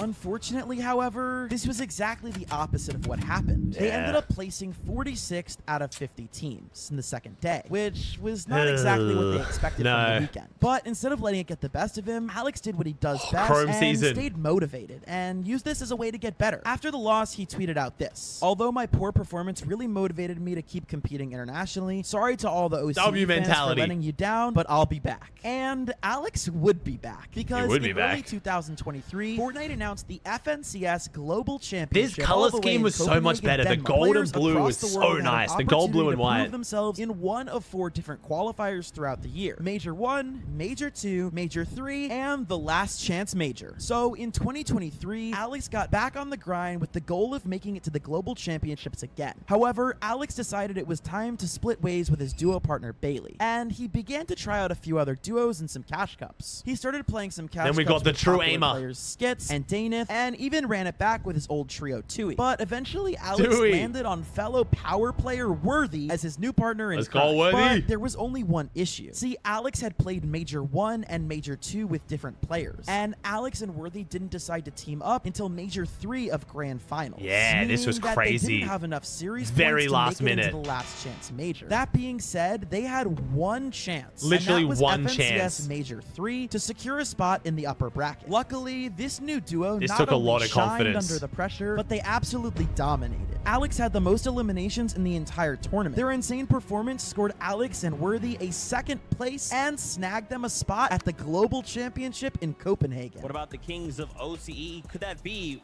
Worthy? Kings and of Alex? OCE, I had baby. An opportunity to meet Worthy, just a sweet guy. Yeah. But Alex is pretty widely regarded as the best player in OCE. Worthy's still in power. Yeah, this is still a double power duo. Character in the OCE scene as well. This duo formed in Major 3. They might be actually the newest duo that we're going to be seeing compete here today. And they're going to be landing near that creaky compound where there are so many teams landing there. It's going to be... I'm excited to see them. They're in NA After now. flying to Copenhagen, Alex and Worthy did a great job in the lower bracket. They did and they so actually well. finished 6th So place well. on their first day, This which was nuts. guaranteed them a spot in the big tournament on day 3. Alex and Worthy 6th place. From 6th the is OCE very region. impressive. Very impressive. In the hardest lobby, Alex too. is one of my favorite players to watch. Such an electric player, so entertaining. So everything was up to Alex and Worthy to prove that OCE was the best region around. Let's hear it now for Alex. Unfortunately, and Worthy. finals. As the only OCE team in the lobby tonight, this is their chance. That was the most half-assed two I've ever seen. What was that? You got to full Unfortunately, commit. You got to however, commit to these those. matches did not go well for Alex and Worthy. I mean, the competition was at an all-time high, and these were the best players not only in OCE, but the entire world. Unfortunately for the duo, this meant they placed 49th out of 50, but they didn't come in dead last. After this devastating loss... Okay, we can't be doing them like that, Timmy, and not mention they were contested, okay? Moneymaker and Fernand, who also conned them, did terribly too, all right? They both did bad. Chill on my OCE boys, okay? 6th unconned, 49th conned. It's not a good look. They definitely should have done better, but we got to at least mention that, okay? Come on. And why is Quanti copping strays as well? Come on, what's going on here? Why are we hating on Quanti and TK? Getting lost, Alex tweeted out, "A huge thanks to Kataz for coaching me through the year. I feel like I've learned so much and can do so well, but yesterday just wasn't the right time. That'll be I'll be a mentality, champion man. one day." Once again, Look at as that. you can Look see, at that. the young prodigy Alex took this setback as motivation, as after he returned home, Alex and his duo Worthy stuck together and claimed first place in the Majors 1 tournament in 2024. That means we will be seeing them in the next global championship. The most interesting part of Alex's story is that he has been through all of this and he's still only 15 years old. That is I insane when genuinely you think about that it. This kid is a once-in-a-lifetime talent. And beyond talent, Alex has the mindset of a champion. Champions Just a don't good give up. dude, too. Champions pick themselves back up when they are down. Champions find a way to So win motivated. when all odds are stacked against them. That is Alex's mentality. And whether it's in 2024 or another year later on, Alex will be a champion. Fortnite are some of the richest pro players and content creators that we've ever seen in gaming, and a lot of the time these Fortnite players are just kids. There was one pro player who's younger than them all, and he's called High Sky, but what ended up happening to him? Patrick High Sky Brigaru was born on April 23rd, 2007 in the So country of young. Romania. His parents moved their family to America and more specifically Las Vegas during their childhood. High Sky has 4 siblings, which include 3 brothers and 1 sister who he's very close with. She's also Funny enough, cracked. High Sky's dad was actually the one who got him into gaming in the first place. One of the biggest games of all time came out when High Sky was Fortnite. just turning 10 years old in 2017. And I think you guys know what I'm talking about. Yeah, we do. Fortnite. Everyone was talking about it. I Even remember if him you being weren't a cracked at the gamer, game. Chances are Fortnite was the one game you had heard about. And people loved it because it was fun and original and also family friendly. We all love Which meant that Fortnite. a young guy like High Sky was allowed to play the game. He's having High his Sky Capri first Sun. found out about Fortnite because all of his friends at school were playing it and Ooh, he nice wanted kill. to play too. And then on December 17th of 2017, the 10-year-old Patrick started to stream on Twitch under the name High Sky. And I know what you're thinking. Where were his parents letting this 10-year-old stream? Well, they were right there helping him stream too. Oh, My dad, he helps me with like my setups, my streams, all of that. What a legend. My mom, she helps me with my school and stays in my streams because I need a parent to stream.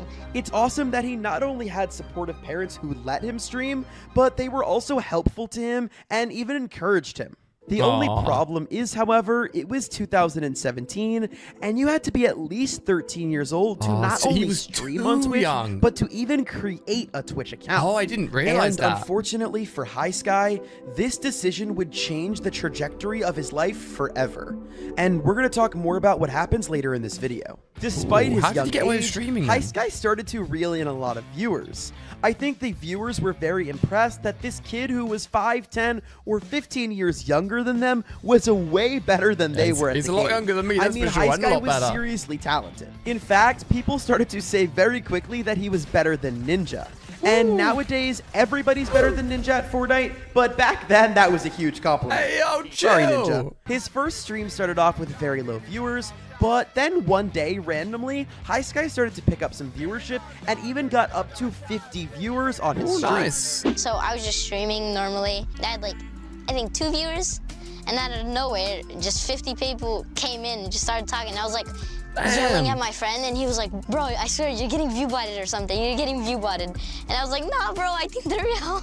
I think a week after that, a video got posted on me, and I just started getting like consistent 500 viewers and just kept going higher. And that video he mentioned in that last clip was posted on June 6th of 2018. Wow, that's really a early Fortnite Fortnite clip days. account posted a highlight reel of one of High Sky's Oh, streams, and it was wow. titled "This 14-year-old is 20 probably million better than views. Ninja." Holy. And this video absolutely blew up.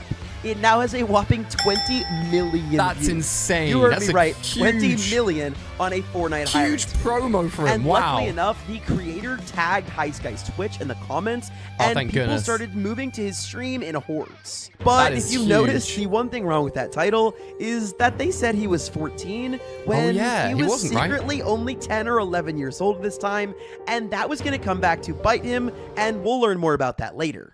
Shortly after this video blew up, however, High Sky started his very own YouTube channel. He uploaded his first ever video on June 22nd of 2018. That video now has 700,000 views, which is not bad at all for a first video. And after his first release, he started to regularly post his stream highlights onto his YouTube channel, while also streaming on Twitch very regularly. I bet his Following parents helped him with that as well. That's huge. High Sky started to get a ton of attention from gaming organizations. I mean, this was right around the time that the World Cup was going to be announced, and everybody wanted to have the best young players on their roster. Yes, Not only big was money. he good at Fortnite, though, he was also very entertaining on stream, so signing him would be a no-brainer for any organization. And speaking of the World Cup, it was $40 announced million. on February 22nd of 2019.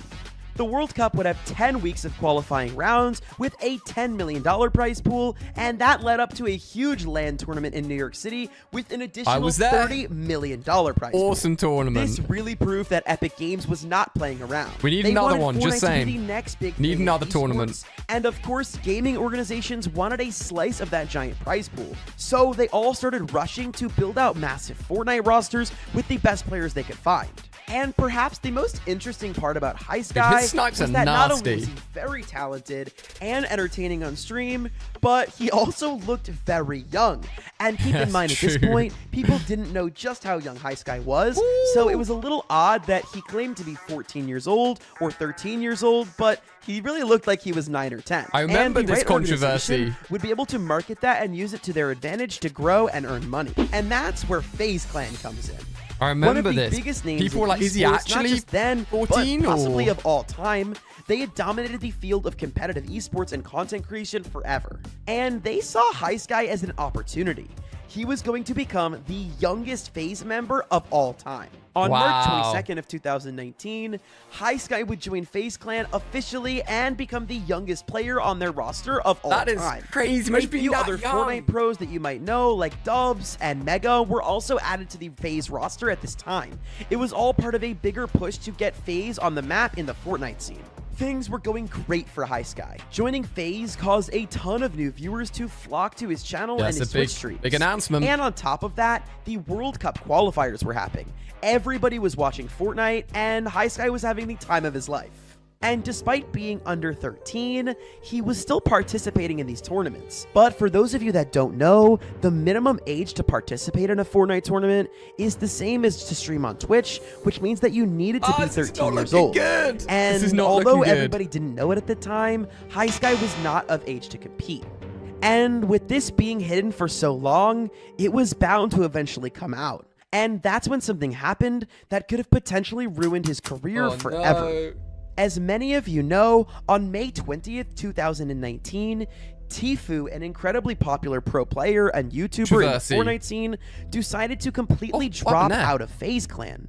At the time, he was their biggest creator in the Fortnite scene, and it was obviously a huge blow to the organization. However, you're probably wondering, how does this affect High Sky? And let me explain, because this gets crazy. You see, I can't on the remember what he way said. out of leaving FaZe Clan, Tfue decided that he was going to sue his old team for a whole bunch of reasons. That's He accused crazy. FaZe of purposefully limiting his career, promoting underage drinking and gambling, and not to mention, FaZe got a very young Tfue to sign a terrible contract that allowed them to keep 20% of his branded earnings and 50% of all of his LAN earnings. What? But Tfue suing FaZe shouldn't have been a problem for High Sky, right? Wrong. Because whether it was right or wrong to do so, Tfue decided to drag High Sky into the whole mess in order to help his court case. In the Hollywood Reporter article about the case, Tfue mentions that an anonymous 11-year-old gamer was signed by FaZe Clan, I and they remember pressured this. the minor They and his covered up family his age, to basically. lie about his age. This was very obviously talking about FaZe High Sky, as he was by far the youngest player on their roster. And as I mentioned before, if High Sky was really 11 years old, that means he wouldn't be able to stream on Twitch. no. Surely and at it some also means point- he wouldn't be able to compete in professional Fortnite Someone would ask for his tournaments. Because passport of how or high something to profile prove his Tfue age. and FaZe were, this situation blew up. And this started a massive debate on whether or not High Sky was actually 13 years old like FaZe claimed. Many people online pointed out that he used to market himself as the 10-year-old Fortnite god before he signed with FaZe earlier that year. Oh, so he And that's was something already that telling FaZe people. tried to hide, but it all started coming out because of the largeness of the situation. But High Sky's fans and FaZe went on to defend him, basically saying that he lied about being 10 years old earlier on, so that way he could get more viewers, and claiming that it was all some sort of gimmick and that there was no proof of his age anyway. But unfortunately, on June 5th of 2019, Twitch would permanently ban High Sky's streaming account. Twitch the knew. ban claimed Twitch that knew. he was too young to be producing content on their platform. Oh, no. However, instead of quitting forever, High Sky would start to stream on YouTube. And on High Sky's first stream back, he said this. I'm back. I'm not streaming on YouTube, and my Twitch account was suspended due to me being underage. And yes, I am 12. I only lied so that I can fulfill my dream of being like a streamer. It's been my dream for a long time, and I worked for a year and a half for it. And I'm sorry that I lied. On top of the whole so situation, he admitted FaZe his had lie. to negotiate with Epic Games to release the thousands of dollars of earnings that High Sky had gotten when he was underage and still playing Earnings already. Fortnite. Because as I Wow. mentioned before, High Sky was competing in these tournaments under the age of 13, which Epic Games I mean, very clearly technically, doesn't allow. he shouldn't However, have any of the money Epic then. Games would become the least of the worries for FaZe Clan when it comes to signing somebody under the age of 13. Many people question the legality of Marshmallow. even signing somebody so young. I mean, it could have easily been a violation of child labor laws. And just to be clear, I don't think Tfue went into his drama with the intention of ruining High Sky's career. I mean, it would be very weird for a 21-year-old to have a beef with an 11-year-old, and I think Tfue was genuinely trying to do the right thing. How does But High Tfue Sky did come back express from this, then though? how sorry he was over everything that happened, and even reached out to Twitch to try and change their age policy in order to get High Sky his account back. And in response to all of this drama with Tfue, High Sky took a lighthearted approach and did what everyone was doing back in 2019, and he wrote a diss track. What? Honestly, if this whole situation had happened to anybody else, it could crazy have diss ended track. their career. But High Sky just took it and made himself even more popular. Because on June 24th, about a month after Tfue left FaZe Clan, High Sky hit 1 million subscribers on YouTube. Oh, so he's Once crushing everything it on cooled down YouTube. from all the drama, things kind of went back to normal for High Sky. Although Oh. he still couldn't stream on Twitch, his video schedule seemed to return to normal. His content centered around Fortnite challenges, clickbaity thumbnails, and collaborations with other popular YouTubers, both in FaZe and out. It was Doing clear even that both better than High ever. Sky and the team at FaZe were putting a lot of effort into what he uploaded. And it was definitely reflecting in his channel's numbers, because most of his videos from this time period have over 1 million views. And this success that High Sky was seeing was even further intensified by the pandemic, since everyone was stuck inside their homes. The gaming way more and people were content was watching YouTube, huge during and it that was time. the perfect time to blow up as a creator. And luckily for High Sky, he wasn't involved in any other major drama that year, and he turned 13 on April 23rd of Drama-free. 2020. Come And on. when that happened, his Twitch account was reinstated, and he was finally able to return to the world of competitive Fortnite. It was almost like the Tfue stuff had never happened, and he was way bigger than he was before it did. For a while, everything was going great for the now 13-year-old High Sky. However, the view boost that many creators got from the pandemic had to eventually die down Yeah, it as the slows world down. returned to normal. And almost every creator on the platform was affected by it, including High Sky. People were going back to school and work, Also, but he's they not had as also been young, so playing it's the like game of Fortnite for kind a of loses very his long appeal a time. little bit And as some being like people a were just honestly youngest bored. creator. And unfortunately, as time went on, it was clear that High Sky himself was losing interest in Fortnite as well. He started to play other games, however, like Valorant and Apex Legends on his stream, while still only posting Fortnite and IRL content But on so his much main older. YouTube channel. But these main channel videos did start to slow down, and by the end of 2021, he had disappeared almost entirely. He didn't post on YouTube at all between October 13th, 2021 He's growing and up. February 13th, He needs to be a kid. 2022, He needs to which live was his over life and 6 not just play months. games. He's And so that young. next video that was uploaded was explaining where he streaming. had been that whole time. I have been missing, and you guys probably know that. I've been gone for the past couple of months. I haven't been posting, and this is why. They're over here holding me down in Kenya. Kenya? Lick my balls. What? Alright guys, jokes aside, Ew. this is a prank. I'm not actually being held captive. He was actually just living his life and doing some fun things, like playing Fortnite on an actual battle bus. Alright guys, we are literally Whoa. in the middle of Hollywood on the battle bus right now. This is absolutely insane, bro. People are I'm glad he's just getting to live his life a little bit as well. Oh, dang. Nobody cares. It's crazy out here. Yo, thank the bus driver, guys. I think it's great that High Sky was able to get out into the real world and have some super fun experience with his friends. Honestly, one of the biggest traps a creator falls into is getting stuck behind a computer screen. Trust me, I know this all too well. I know that one well, High Sky for officially sure. came back from his disappearance, his content was nowhere near as consistent as it was during the height of the pandemic. Yeah, you gotta He barely love what you're streamed at doing. all for the remainder And stay of 2022, and towards the end of 2022, he disappeared once again. Then on July 23rd of 2023, he dropped another big return video where he opened up about the struggles of being famous at such a young age. Take a step into my world and realize that at the end of the day, I'm just a normal, average kid. Just like Imagine you trying to guys. go to I get school overwhelmed, I and get everyone knows who you are. It's honestly one of the biggest blessings I've ever received in my life. Joining FaZe Clan actually just changed the trajectory of my life. It's insane. But with being in the spotlight from such a young age, there was a lot of pressure that I had to deal with. At the end of the day, I'm just another kid. But now, being in FaZe Clan, I have millions of people watching everything I do. That's a lot of fame to deal with. Hating on me, loving me. At a There's young so many age. different people who just always are watching what I do, trying to find ways to criticize me and stuff like that. And there's always two different sides to everything. Oh, You know, look, if I his post Fortnite numbers going content, down. it's cringe, but there's also so many people who love my Fortnite content. So there's just so many different people to please. There's so many different opinions of what I should be doing. Do what with you my love. life. There's Screw no everyone way else. I That's can what I really say. please everyone. Oh, and also he wanted to drop some pretty cool merch. And then after that return video, he disappeared again for another 4 months. What? You can't return and then he did disappear? return for OG Fortnite. Oh, really? Because honestly, who Not long didn't ago. return for the OG Fortnite season? But unfortunately, he didn't stay, as he kind of disappeared again. Mate, he just doesn't He love the continued to game randomly anymore. post videos until May 3rd of 2024. Which kinda sad, 'cause when he could've been announced cracked. that he would be dropped from FaZe Clan. As you guys know, I have been officially let go from FaZe Almost Clan. everyone was kicked from FaZe Clan. That's sad. It was part of his, made his childhood, and then he's gone. Coming out from FaZe. Officially been kicked from FaZe. I am no longer a part of FaZe Clan.